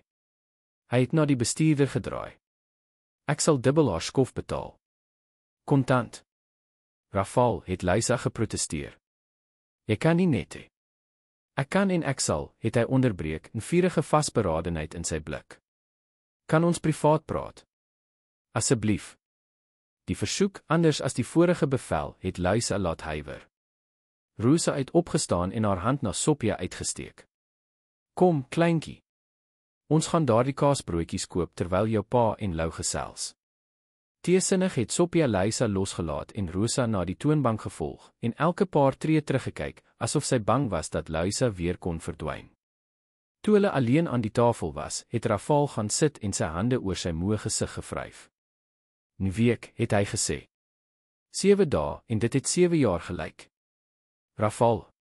Nee, laat my asseblief praat. Hy het diep asem gehaal. Ek verstaan hoekom jy weggegaan het. My ma, Helena, die aanbod van geld, dit was vernederend en onvergeeflik. Ek het probeer om jou ruimte te respekteer, jou tyd te gee om te dink. Maar Sophia, sy stem het gebreek. Sy is verpletter, Louisa. En om eerlik te wees, ek ook. Hy het sy hand oor die tafel uitgesteek, sonder om hare aan te raak, maar naby genoeg om haar warmte te voel. Ek het jou oral gesoek. Ek het mense gehuur om jou te vind. En toe ek uiteindelik uitgevind het dat jy in 3 verskillende poste gewerk het, om 5 uur in die oggend opgestaan het, en na middernag by die huis gekom het, net om te vermy om met my te praat. Hy het sy kop geskit. Ek het besef dat jy bereid was om jouself dood te werk om te ontsnap aan wat jy voel. En dit het my van binne doodgemaak. Louisa het gevoel hoe die trane terugkom. Hy was reg, sy het gevlug, uitgeput, ongelukkig, net om nie die waarheid in die gesig te staar nie, dat sy ook, hopeloos, op Rafal van der Merwe verlief geraak het. Wat wil jy van my hê, Rafal, het sy gevra, haar stem skaars meer as 'n fluistering. Alles, het hy sonder huiwering geantwoord. Ek wil jou terug hê in ons lewens, nie as oppasser nie, maar as vernoot, as vriendin, as sy. Hy het vir 'n oomblik gehuiwer. As iemand wat ek elke dag aan my sy wil hê, so lank as wat jy my toelaat. En jou familie? Jou vriende? Wat sal hulle sê? My familie is Sophia, het hy ferm geantwoord. En wat die ander betref, diegene wat werklik vir ons omgee, sal verstaan. Diegene wat nie verstaan nie, maak nie saak nie. Hy het uiteindelik haar hand aangeraak en sy vingers met hare vervleg. Ek is bereid om enige iemand vir jou in die gesig te staar, Louisa. Die vraag is jy bereid om jou eie vrese vir ons in die gesig te staar? Die vraag het tussen hulle gehang, swaar soos lood. Louisa het Sophia in die verte aangekyk, wat gelag het terwyl Rosa haar die verskillende soorte brood gewys het. Toe na haar hande wat op die goedkoop formica tafel vervleg was. En uiteindelik na Rafal se oë wat sy nou so goed geken het, wat sy soos 'n oop boek kon lees. Ek is so bang, het sy uiteindelik erken. Nie vir jou of vir jou wêreld nie. Ek is bang om myself toe te laat om weer gelukkig te wees, om volledig lief te hê. Na Beatrice, ek weet, het hy haar hand sagkens gedruk. Glo my, ek weet presies hoe dit is. Nadat Deborah ons verlaat het, het ek ook mure om myself gebou. Maar Sophia moet sien dat dit moontlik is om weer te vertrou, weer lief te hê. En ons moet ook. Hy het oor die tafel geleun en sy gesig nader aan hare gebring. Ek vra nie nou 'n antwoord nie. Ek vra vir 'n kans. Kom vandag saam met ons. Net om te gesels, Sophia te sien, rustig te dink. Sonder druk, sonder verwagtinge. Louisa het gehuiwer en rondgekyk na die eenvoudige omgewing van die bakkery, na haar lewe van konstante stryd. En my ma. Ek kan haar nie net los nie. Rafal het geglimlag vir die eerste keer sedert hy ingekom het. Bring haar ook. Die huis het 12 kamers, Louisa. Ek is seker ons kan jou ma gemaklik akkommodeer. Die aanbod was te aanloklik. Om nie te hoef te bekommer oor die agterstallige huur, oor mevrou Celeste se diermedisyne, oor die rekeninge wat opgehoop het nie. Maar meer as dit, die kans om weer by Sophia te wees, om haar glimlag elke oggend te sien. En Rafal die moontlikheid om te verken wat ook al tussen hulle begin blom het. Net om te gesels, het sy bevestig, steeds huiwerig. Net om te gesels, het hy beloof, hoewel sy oë veel meer gesê het. Louisa het weer na Sophia gekyk, wat haar nou angstig van die toonbank af dopgehou het. Laat ek met my bestuurder praat, het sy uiteindelik gesê. Die glimlag wat Rafal se gesig verlig het, was elke sekonde van twyfel werd. Hy het geknik en haar hand teesinnig losgelaat sodat sy kon opstaan. Terwyl sy geloop het om die verraste bestuurder die situasie te verduidelik, het Louisa iets gevoel wat sy lanklaas ervaar het, hoop. 'n Klein saadjie, broos en vreesbevange, maar lewendig. En net miskien sterk genoeg om te blom te midde van die teëspoede wat sekerlik sou kom, want as daar een ding was wat Louisa Santos met sekerheid geweet het, was dit dat die lewe selde tweede kanse bied. En wanneer dit wel gebeur het, was slegs die dapperstes in staat om dit met albei hande vas te gryp en nooit weer los te laat nie. Die terugkeer na die Van der Merwe herreis was nie presies soos Louisa haar voorgestel het nie. Toe die luukse sportnutsvoertuig wat deur Rafal bestuur is by die ingang stilgehou het, het mevrou Celeste met verwonderde oë deur die venster gekyk, terwyl Sophia feitelik van opgewondenheid op die agtersitplek gespring het.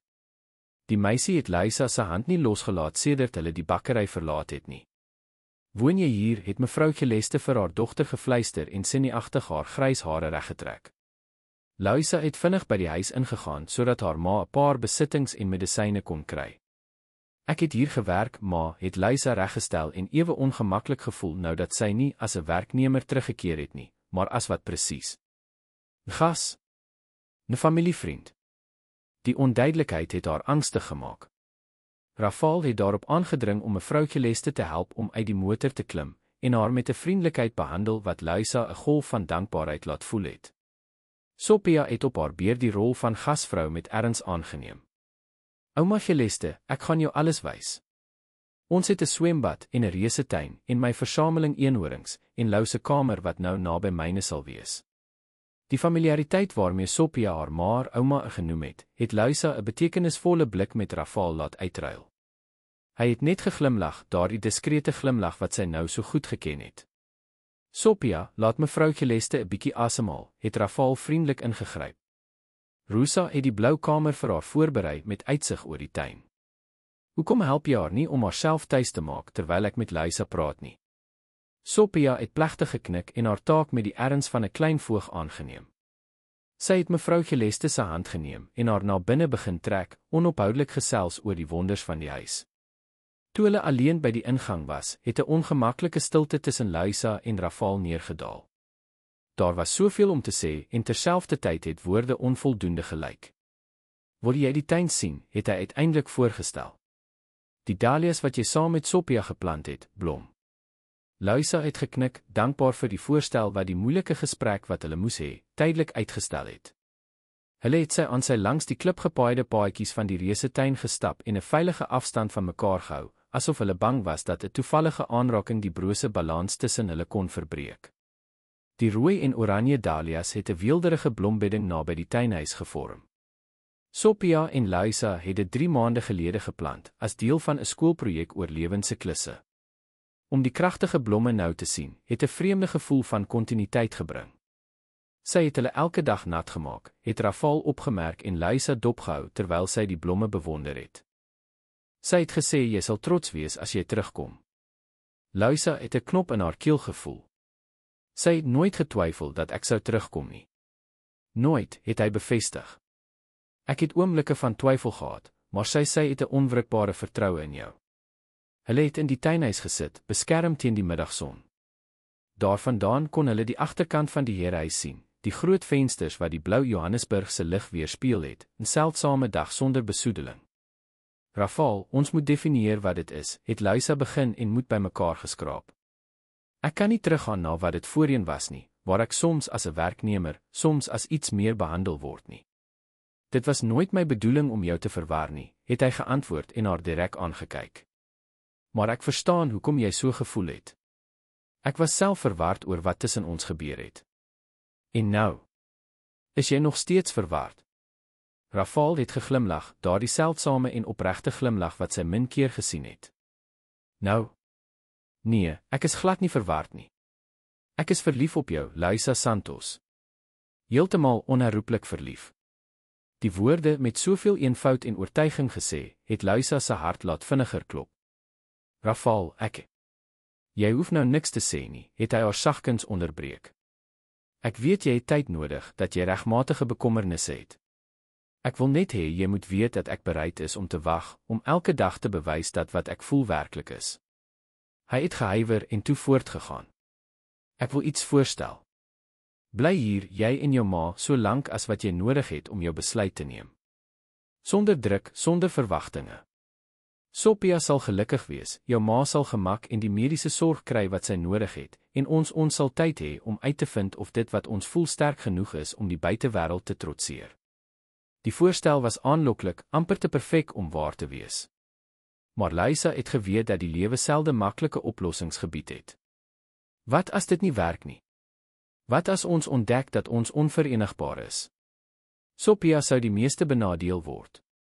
Rafal het gesig en sy hand deur sy hare gevee in 'n gebaar wat Luisa reeds as 'n teken van senuweeagtigheid herken het. Die lewe is risiko, Luisa. Ons kan geen waarborge hê nie. Maar ek kan een ding beloof, wat ook al die uitkoms tussen ons is, jou plek in Sophia se lewe sal altyd gewaarborg wees. Sy is lief vir jou, en daardie liefde hang nie af van wat tussen ons twee gebeur nie. Dit was 'n belangrike belofte, miskien die enigste een wat werklik saak gemaak het. Luisa het aan Beatrice gedink, aan hoe sy beloof het sy sou altyd by haar wees, 'n belofte wat die lewe haar nie toegelaat het om na te kom nie. Sophia het nou 'n tweede kans verteenwoordig, nie om haar dogter te vervang nie, nooit nie, maar om weer lief te hê en liefgehad te word. Goed, het sy uiteindelik ingestem. Ons sal bly. Vir nou. Die glimlag wat Rafal se gesig verlig het, was elke oomblik van twyfel wat sy gehad het, werd. Die eerste weke in die Herehuis het 'n nuwe roetine gevestig. Luisa het nie haar oppasserpligte hervat nie, in plaas daarvan het sy die rol van 'n soort spesiale gas aangeneem. Sophia het steeds haar leiding en geselskap gesoek, maar nou was daar 'n ander dinamika, minder van gesag, meer van vennootskap. Mevrou Celeste het in die nuwe omgewing gefloreer.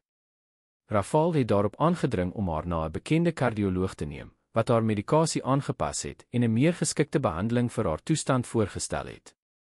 Die twee vroue het 'n vleuel van die Herehuis bewoon, met kamers wat deur 'n klein intieme sitkamer verbind is. Rafal het op sy beurt sy belofte nagekom om nie te druk nie. Hulle het elke aand saam geëet, hy, Luisa, Sophia en mevrou Celeste, in ontspanne maaltye wat min herinner het aan die formele diners wat Luisa as 'n werknemer aanskou het. Soms, nadat Sophia geslaap het, het hy en Luisa in die biblioteek gesels of in die tuin gestap en mekaar vir die eerste keer werklik leer ken. Dit was tydens een van hierdie nagtelike gesprekke, ongeveer 'n maand na Luisa se terugkeer, dat sy uiteindelik die moed gevind het om die onderwerp wat sy die meeste gevrees het, aan te spreek. Weet jou ma en Helena dat ons hier is? Die vraag het Rafal onverwags gevang en sy storie oor 'n rampspoedige sakereis na Japan onderbreek. Ja, het hy na 'n pouse geantwoord. Ek het hulle 2 weke gelede vertel. En? Rafal het 'n halwe glimlag gegee. Helena praat sedertdien nie met my nie. My ma wel, sy het aanvanklik soos verwag gereageer. Sy het gesê ek word gemanipuleer, dat ek my reputasie, die familienaam, verwoes. Luisa het 'n knop in haar keel gevoel. Dit was presies wat sy gevrees het. Maar het hy voortgegaan en haar verras, gister het sy my gebel. Sy het gevra om persoonlik te praat. Ek dink sy begin besef dat sy my nie van plan sal laat verander nie. Rafal, ek wil nie die oorsaak wees van 'n breuk in jou familie nie. Hy het haar hande tussen syne geneem, 'n gebaar wat al hoe meer natuurlik tussen hulle geword het. Jy is die oorsaak van niks nie. Die probleme in my familie bestaan al dekades. My ma het altyd probeer om my lewe, my keuses te beheer. Vir die eerste keer doen ek regtig wat ek glo reg is vir my en vir Sophia, nie wat van 'n van der Merwe verwag word nie. Daardie nag het 'n keerpunt gemerk. Toe Rafal haar na die deur van haar kamer vergesel het, het hy gehuiwer en haar met 'n intensiteit aangekyk wat haar hart laat vinniger klop het. Mag ek, het hy gevra en effens vooroor geleun. Luisa het geknik, onbekwaam om woorde te vorm. Die soen wat gevolg het, was sag, amper eerbiedig, laat eerste soen wat maande se ingehoue gevoelens gedra het. Toe hulle geskei het, het albei geglimlag. Goeienag, Luisa, het hy gefluister en haar gesig met die agterkant van sy hand gestreel. Goeienag, Rafal. Daardie soen het die sluise oopgemaak. In die dae wat gevolg het, het hul verhouding natuurlik ontwikkel tot iets diep en solied. Die verborgde soene en die nagtelike ontmoetings in die biblioteek het plek gemaak vir 'n gemaklike intimiteit, 'n vennootskap wat in die klein dingetjies gemanifesteer het, die koffie wat presies soos hy daarvan gehou het in die oggend voorberei is, sy hand wat hare onder die tafel gevind het tydens etes, die stille deel van blikke wat woorde onnodig gemaak het. Vir Sophia is die verandering met natuurlikheid ontvang, asof dit bloot die bevestiging was van iets wat sy altyd geweet het sou gebeur. Toe het die onvermydelike plaasgevind. Op 'n donderdagmiddag, terwyl Sophia op skool was, het die deurklokkie gelui. Anton, die bestuurder, het die aankoms van mevrou Monica van der Merwe aangekondig. Luisa was in die biblioteek besig om kinderboeke met mevrou Celeste te organiseer, toe Rafal by die deur verskyn het, sy gesig gespanne. My ma is hier, het hy aangekondig en homself tot Luisa gerig. Sy wil met ons praat. Met ons albei. Mevrou Celeste het haar dogter se hand in solidariteit gedruk. Wil jy hê ek moet uitgaan? Nee, ma bly asseblief, het Luisa gevra, dankbaar vir haar ma se gerusstellende teenwoordigheid. Minute later het mevrou Monica die biblioteek binnegekom, onberispelik soos altyd in haar donkerblou sy-stel. Haar oë het die omgewing deursoek en kortliks op mevrou Geleste gebly voordat dit op Luisa geval het. Ek sien die situasie is nog ernstiger as wat ek gedink het sy opgemerk, haar stem beheerst, maar met 'n onderliggende spanning. Die hele familie het ingetrek. Mama, het Rafal begin, sy stem vol waarskuwing, as jy gekom het om te beledig hê. Nee, het sy onderbreek en almal verras. Ek het gekom om te waarneem.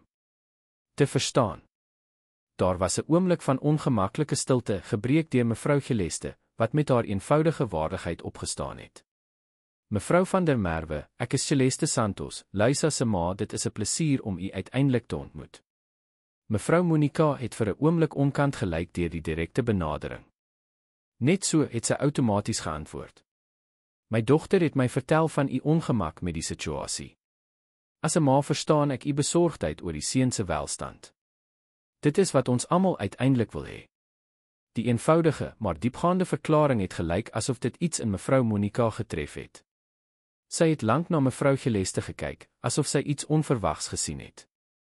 Ja, het sy uiteindelik ingestem. Dit is presies dit. Rafal het na die banke gewys. Kan ons sit? Die kwartet het 'n vreemde konfigurasie gevorm, Rafal en Luisa sy aan sy op 'n bank, mevrou Monica in 'n leunstoel, mevrou Geleste in 'n ander. Ek het gekom omdat Sophia my gebel het mevrou Monica na 'n oomblik onthul. Sy het gesê sy is bekommerd dat ouma haar nie meer sal besoek nie, omdat sy nie van haar nuwe mamma hou nie. Luisa het bleek geword. Dit was die eerste keer dat sy Sophia so na haar hoor verwys het. Ek was verbaas, het die ou dame voortgegaan. Nie oor Sophia se gevoel nie, wat altyd duidelik was, maar oor die eenvoud waarmee sy die situasie sien. Vir haar is dit so duidelik, jy is lief vir haar, my seun is lief vir haar, en dit behoort genoeg te wees. Rafal het Luisa se hand diskreet gedruk. En is dit nie, het hy gevra? Mevrou Monica het diep gesug. Rafal, jy weet net so goed soos ek dat die buitewêreld nie, soos die beskermde heelal van 'n 6-jarige kind is nie. Daar is gevolge vir jou keuses. Hulle praat reeds in die sosiale kringe, jou vennote vra ek. Laat hulle praat, het Rafal ferm onderbreek. Wat my vennote betref, my werk en my bekwaamheid het nie verander nie. As enigeen van hulle 'n probleem het met my persoonlike lewe, is dit dalk tyd om daardie vennootskappe te heroorweeg. Is jy bereid om alles wat jy gebou het, op die spel te plaas? Die ongeloof in mevrou Monica se stem was tasbaar. Ek waag niks wat werklik saak maak nie, het hy met oortuiging geantwoord. Inteendeel, ek bou uiteindelik iets werklik. Mevrou Monica het haar aandag op Luisa gerig. En jy?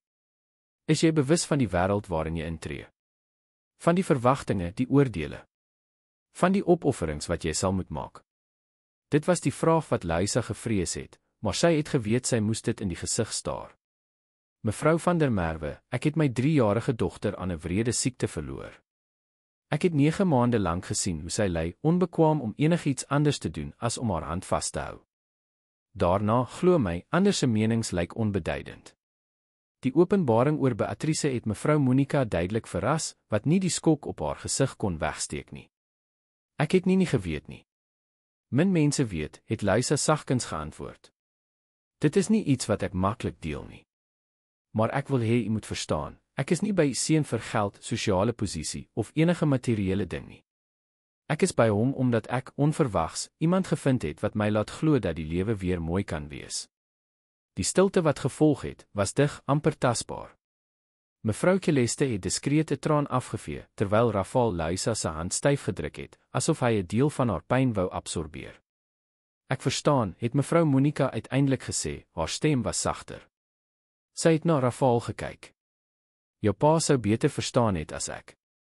Hy was altyd meer romanties. Dit was die eerste keer dat Luisa mevrou Monica haar oorlede man hoor noem het. Ek kan nie beloof dit sal maklik wees nie, het die ou dame voortgegaan en haarself in die leunstoel reggetrek. Ek kan nie beloof dat ek alles onmiddellik sal aanvaar nie. Maar ek kan beloof dat ek sal probeer verstaan vir Sophia vir jou. Sy het 'n pouse geneem en direk na Luisa gekyk. En miskien met tyd ook vir jou, mevrou Santos. Dit was meer as wat enigeen van hulle verwag het. Nie 'n entoesiastiese seun nie, sekerlik, maar 'n half-oop deur in moontlikheid. Dankie, mamma, het Rafal gesê, sigbaar emosioneel. Dit beteken baie vir ons. Wel, mevrou Monica het opgestaan en haar onberispelike stel gladgestryk. Ek dink Sophia sal binnekort van die skool af terugkom. Ek wil haar graag sien, as julle nie omgee nie. Natuurlik, het Luisa geantwoord en krag gevind om te glimlag. Sy het u gemis. Toe mevrou Monica uitgegaan het om haar kleindogter in die ingangsportaal te wag, vergesel deur Rafal, het mevrou Celeste haar dogter omhels. Jy was ongelooflik, het sy gefluister. Beatrice sou so trots op jou wees. Die melding van haar dogter, gewoonlik 'n sneller verpyn, het hierdie keer 'n vreemde gevoel van vrede gebring. Miskien het Luisa gedink, was dit moontlik om die dooies in jou hart te dra sonder dat die gewig jou verhinder om aan te beweeg. Daardie nag, nadat Sophia aan die slaap geraak het na 'n lewendige sessie speletjies met haar ouma, wat sigbaar moeite gedoen het om vriendelik te wees met Luisa en mevrou Celeste, het Rafal Luisa op die stoep gevind, besig om die stadsligte dop te hou. Is jy okay, het hy gevra en by haar op die reëling aangesluit. Verbasend genoeg, ja, het sy geantwoord en haar kop op sy skouer laat rus. Jou ma was meer redelik as wat ek verwag het. Rafal het sagkens gelag. Glo my, niemand was meer verbaas as ek nie. Hulle het vir 'n paar minute stil gebly en net die nabyheid van mekaar geniet.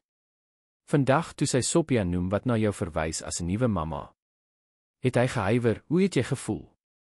Die vraag het Luisa onverwags gevang. Dit was iets waaraan sy gedink het, maar sy het nie die moed gehad om dit uit te druk nie. Bang, het sy eerlik erken. Gelukkig. Hartseer. Alles op dieselfde tyd. As gevolg van Beatrice. Ja, gedeeltelik. Ek voel asof ek haar nie verraai nie, presies, maar aanbeweeg, het Rafal vriendelik voltooi. Ja. En ek is ook bang dat ek nie sal wees wat Sophia nodig het nie. Wat as ek julle albei teleurstel?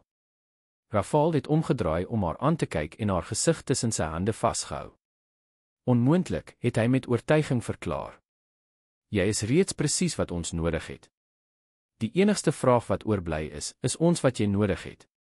Luisa het geglimlag en 'n sekerheid binne in haar voel groei, daardieselfde sekerheid wat Sophia van die begin af gelyk het. Ja, het sy eenvoudig geantwoord. Julle is. Die soen wat gevolg het 'n onuitgesproke, maar diep gevoelde belofte verseël. 'n Belofte om te probeer te vertrou, iets nuuts saam te bou, maak nie saak hoeveel struikelblokke hulle nog sou moes trotseer nie. Die herfs in Johannesburg het met koue winde en nuwe veranderinge aangebreek. 3 maande het verloop sedert mevrou Monica se besoek aan die Van der Merwe herhuis, en Luisa se lewe het op maniere verander wat sy haar nooit sou kon indink nie. Sophia het haar nou openlik Hello Mamma genoem, 'n liefdevolle bynaam wat spontaan ontstaan het en wat, tot Luisa se verbasing, nie die pyn gebring het wat sy verwag het nie. In plaas daarvan, elke keer as sy die woord van die kleintjie se lippe gehoor het sy 'n mengsel van dankbaarheid en verantwoordelikheid gevoel, 'n daaglikse herinnering aan die plek wat sy nou in daardie familie se lewe beklee het. Mevrou Celeste het gefloreer onder die sorg van die kardioloog wat deur Rafal aanbeveel is. Met die regte behandeling het haar gesondheid aansienlik verbeter, wat haar in staat gestel het om meer aktief aan die daaglikse lewe in die herehuis deel te neem. Sy het 'n onwaarskynlike vriendskap met Rosa, die huishoudster, ontwikkel, met wie sy ure lank resepte en lewensverhale uitgeruil het. Wat Rafal en Luisa betref, hul verhouding het natuurlik ontwikkel tot iets diep en solied. Die verborgde soene en die nagtelike ontmoetings in die biblioteek het plek gemaak vir 'n gemaklike intimiteit, 'n vennootskap wat in die klein dingetjies gemanifesteer het, die koffie wat presies soos hy daarvan gehou het in die oggend voorberei is, sy hand wat hare onder die tafel gevind het tydens etes, die stille deel van blikke wat woorde onnodig gemaak het. Daar was natuurlik nog uitdagings. Helena het steeds afstand gehou en net verskyn by onvermydelike geleenthede en Luisa met 'n yskoue beleefdheid behandel. Sommige van Rafal se meer konservatiewe vennote het 'n bekommernisse uitgespreek oor sy nuwe familiesituasie, bekommernisse wat hy afgemaak het met 'n verrassende fermheid vir iemand wat voorheen altyd soveel omgegee het oor voorkoms. En dan was daar die ander mammas van Sophia se skool, 'n klein leer van perfek versorgde vroue wat Luisa met 'n mengsel van nuuskierigheid en minagting aangekyk het wanneer sy die meisie gaan haal het. Die gerugte het vrylik versprei, dat sy 'n geluksoeker was, dat sy Rafal verlei het terwyl sy vrou weg was, dat sy waarskynlik vervang sou word sodra hy moeg geword het vir die nuwigheid. Louisa het geleer om die meeste van hierdie provokasies te ignoreer, maar sommige het haar dieper getref as wat sy wou erken. Op 'n besonder moeilike middag, nadat sy 2 mammas hoor opmerk het oor oppassers wat by die basis slaap, het sy stil huis toe gegaan, haar gesig was geslote. Rafal het dadelik opgemerk dat iets fout was toe sy die kantoor binnekom waar hy gewerk het. Wat het gebeur, het hy gevra en opgestaan om haar te ontmoet. Niks, het Louisa gelieg en 'n glimlag geforseer. Sophia is in haar kamer besig met haar huiswerk. Rafal het sy oë geknip en haar bestudeer. Louisa Santos, jy is 'n slegte leienaar. Wat is dit? Sy het gesig en haarself in 'n leunstoel laat sak. Net dieselfde ou dinge. Die skoolmammas opmerkings. Hy het langs haar gekniel en haar hande tussen syne geneem. Wat het hulle hierdie keer gesê? Niks wat die moeite werd is om te herhaal nie, het sy geantwoord en probeer om sterker te lyk as wat sy gevoel het. Ek is dom om dit my te laat affekteer. Dit is nie dom om gekwets te voel as mense wreed is nie, het hy sagkens gesê. Maar weet jy wat belangriker is as hul mening? Wat? Rafal het geglimlag, daardie glimlag wat altyd haar hart laat vinniger klop het. 'n 6-jarige meisie se mening wat my vandag uit die bloute gesê het dat jy pannekoeke beter as die skool se kafeteria maak omdat jy liefde in die deeg sit. Die melding het Louisa laat lag, die spanning het verdwyn. En ook, het hy voortgegaan, sy uitdrukking het ernstiger geword, 'n man se mening wat gedink het hy sou nooit weer in staat wees om te vertrou, oop te maak, om volledig lief te hê nie, totdat jy in sy lewe gekom het en bewys het dat hy verkeerd was. Hy het in sy baadjiesak gegryp en 'n klein blou fluweelboksie uitgehaal. Ek het nie beplan om dit vandag te doen nie, het hy erken en skielik sinjagtig gelyk. Ek het 'n hele uitgewerkte plan gehad wat die restaurant betrek waar ons vir die eerste keer as meer as baas en werknemer geëet het. Louisa het na die boks gekyk, toe na Rafal, haar hart het amper stil gestaan. Rafal. Wag, laat ek dit reg doen, het hy gevra en die boks oopgemaak om 'n eenvoudige, elegante ring te onthul, 'n delikate solitaire ring op 'n witgoudbasis. Niks opvallends of spoggerigs nie, presies die soort juweel wat Louisa sou dra. Louisa Santos, het hy begin, sy stem het effens gebewe, ek weet ons storie is nie konvensioneel nie. Ek weet ons sal nog uitdagings trotseer. Maar die afgelope maande het jy my geleer dat die lewe nie geleef hoef te word volgens ander se verwagtinge nie, dat ware geluk kom van die hart volg, maak nie saak hoe skrikwekkend dit ook al mag klink. Hy het diep asem gehaal, sy oë het nooit die van haar verlaat nie. Jy het lig teruggebring na hierdie huis, na Sophia se lewe, na my lewe. En ek kan my nie 'n toekoms sonder jou voorstel nie. So, ek vra met al die liefde wat ek in my het, sal jy my die eer gee om my vrou te word. Die trane wat Louisa ingehou het, het uiteindelik oorgeloop, maar nou om 'n heeltemal ander rede. Alles wat sy gevrees het, al die onsekerhede, het onbeduidend gelyk voor die sekerheid wat sy in sy oë gesien het. Ja, het sy geantwoord, haar stem was amper 'n fluistering. Ja, ek wil met jou trou. Die glimlag wat Rafal se gesig verlig het, was elke oomblik van twyfel, elke minachtende blik, elke slegte opmerking wat sy moes verduur, werd. Hy het die ring aan haar vinger gesit, in perfekte pas, en haar in 'n diep soen getrek, vol beloftes. Hulle is onderbreek deur 'n skerp gil van die deur. Sophia het daar gestaan, haar oë verwyd van opgewondenheid. Jy het haar gevra om te trou, het sy uitgeroep en op en af gespring. Jy het beloof ek kan help. Rafal het gelag en sy dogter in sy arms opgelig. Jammer, prinses. Ek kon nie wag nie. Maar jy kan nog steeds help om die partytjie te beplan. Sophia het Louisa ernstig aangekyk. Jy het ja gesê. Natuurlik het ek, kleintjie, het Louisa geantwoord en haar hand uitgesteek om die ring te wys. Die meisie het die juweel ernstig bestudeer. Dit is mooi, papa. Maar dit kon eenhorings gehad het. Die drie het gelag, en op daardie oomblik het Louisa met absolute sekerheid geweet dat sy haar plek in die wêreld gevind het, nie in die luukse herhuis nie, nie in die van der Merwe van wat sy eendag sou dra nie, maar in daardie klein familiekern wat hulle saam gebou het. Die nuus van die verloving het vinnig versprei. Mevrou Geleste het van vreugde gehuil toe Louisa die ring gewys het. Rosa het 'n spesiale diner voorberei om te vier. Selfs mevrou Monita, toe sy telefonies ingelig is, het verrassend warm gelukwense aangebied. Rafal lyk gelukkig, het sy gesê met 'n ongewone eerlikheid. Gelukkiger as wat ek hom in baie jare gesien het. Ek neem aan ek moet jou daarvoor bedank, Luisa. Dit was die eerste keer dat die matriarg haar by haar voornaam genoem het, 'n klein gebaar wat meer beteken het as enige uitgebreide verklaring. In die dae wat gevolg het, het hulle verdiep in eenvoudige voorbereidings vir die troue.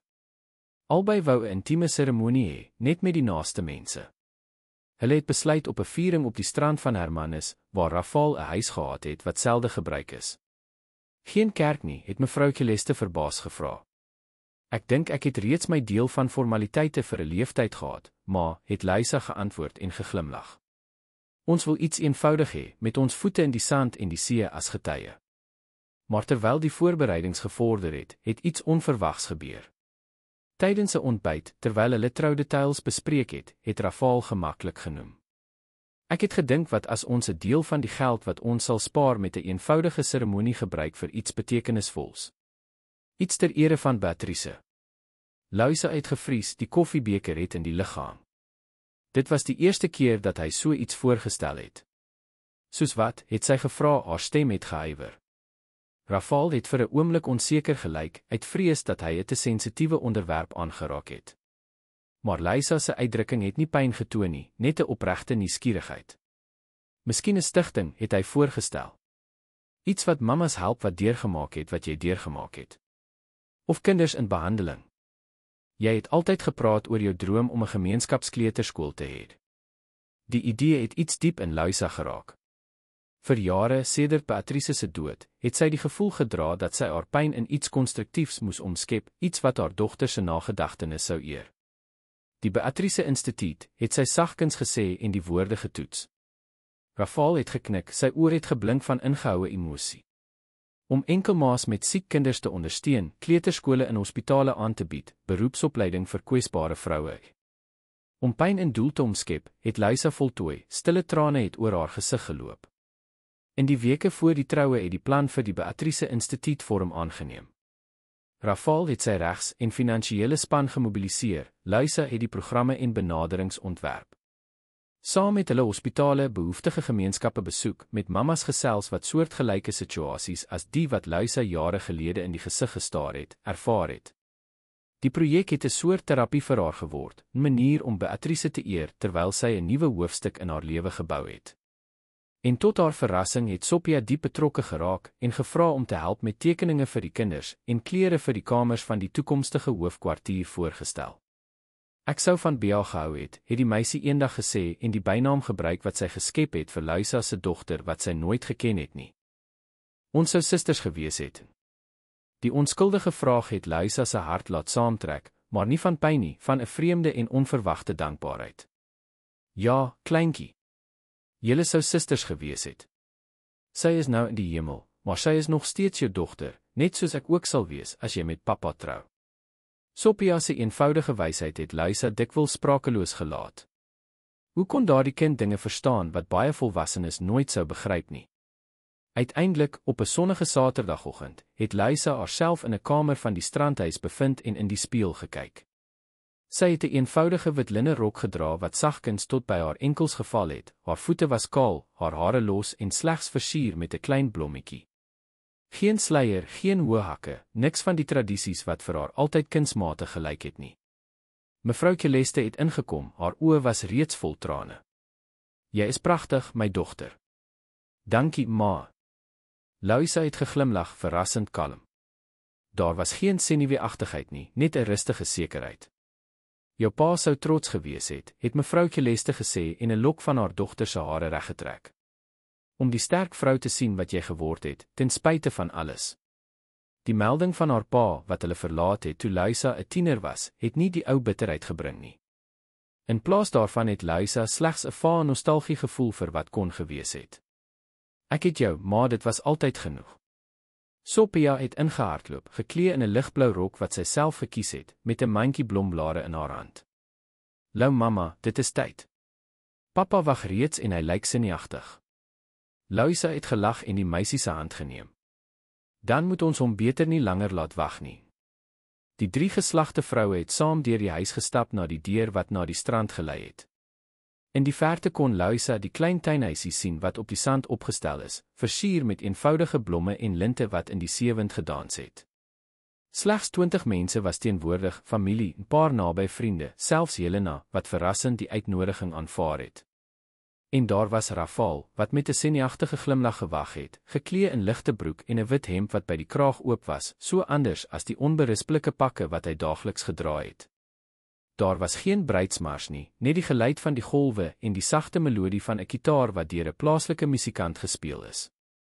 Sophia het vooruit gehardloop en kleurvolle blomblare oor die sandpaadjie gestrooi. Mevrou Celeste het langs Luisa geloop in konstante en gerusstellende teenwoordigheid. Toe hulle by die geïmproviseerde altaar aankom, het Rafal sy hand na Luisa uitgesteek, sy oë het geblink van emosie. "Jy is perfek," het hy gefluister. Die seremonie was kort en persoonlik. Hulle het selfgeskrewe geloftes uitgeruil, eenvoudige beloftes van respek, vennootskap, gesamentlike groei. Toe die seremoniemeester hulle man en vrou verklaar het, was die soen wat hulle uitgeruil het sag, vol stille beloftes. Sophia het nie gewag dat hulle klaar was nie, en haarself tussen die twee gegooi vir 'n groepomhelsing wat lag by die gaste ontlok het. Dit was die perfekte beeld van wat hulle geword het, nie net 'n paartjie nie, maar 'n familie. Die onthaal wat gevolg het, was net so ontspanne soos die seremonie. Tafels op die sand, eenvoudige maar heerlike kos, lewendige musiek. Rafal het Luisa verras deur te onthul dat die Beatrice Instituut reeds amptelik geregistreer was, sy trougeskenk aan haar. Die hoofkwartier sal oor 3 maande ingewy word, het hy verduidelik en haar 'n leer met die dokumente gegee.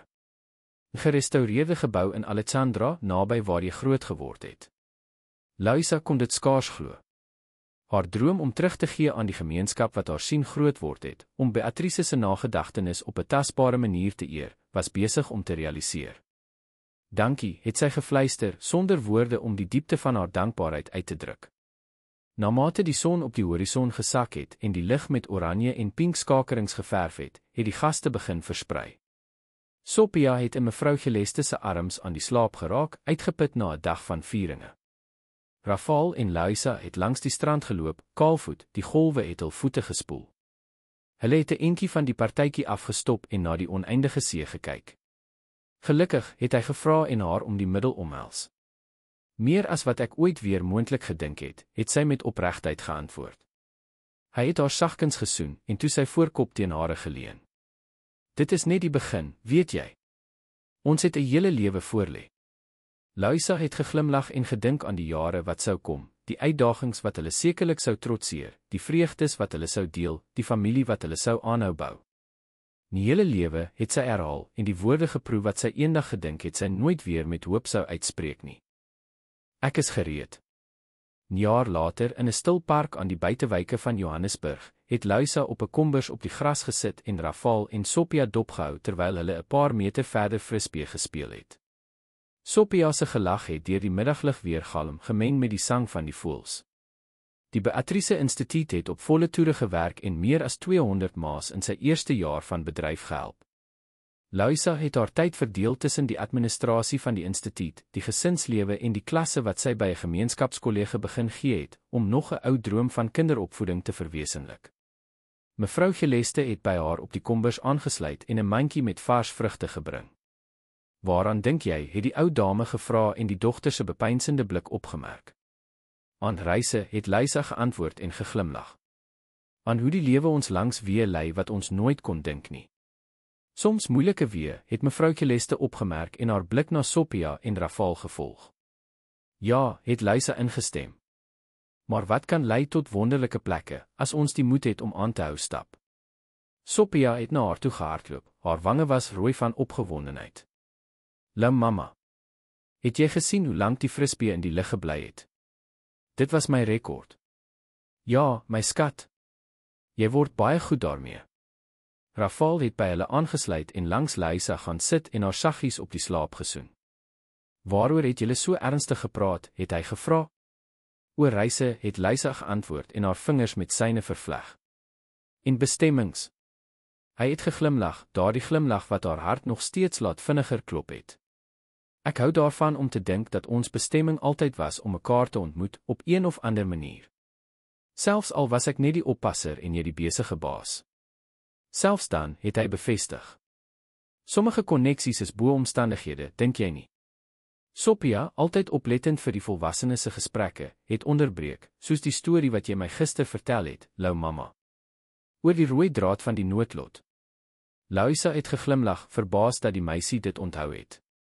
Presies. Die Japanese legende wat sê dat mense wat bestem is om mekaar te ontmoet, deur 'n onsigbare rooi draad verbind is. Wat kan rek of verstrik raak, het Sophia voortgegaan, trots op haar geheue, maar nooit breek nie.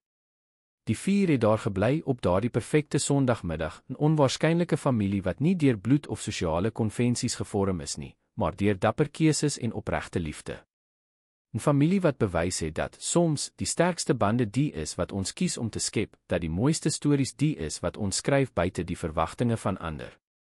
En toe die son begin sak en die lig met goue skakerings geverf het Louisa gekyk na die mense wat nou haar wêreld gevorm het, Sophia, met haar kinderlike wysheid en oop hart, Rafal, met sy sagte krag en stil vasberadenheid, haar ma, met haar veerkragtigheid en onvoorwaardelike liefde. Sy het soveel verloor en vir 'n rukkie het sy geglo dat sy nooit weer vreugde sou vind nie. Maar daar, op daardie perfekte oomblik, het sy die diepste waarheid van almal verstaan, dat die lewe in sy oneindige wysheid, soms met een hand wegneem net om oorvloedig met die ander te gee.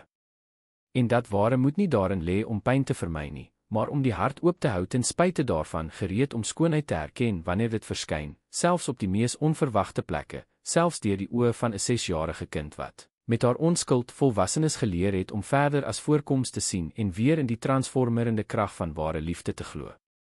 Einde van die storie.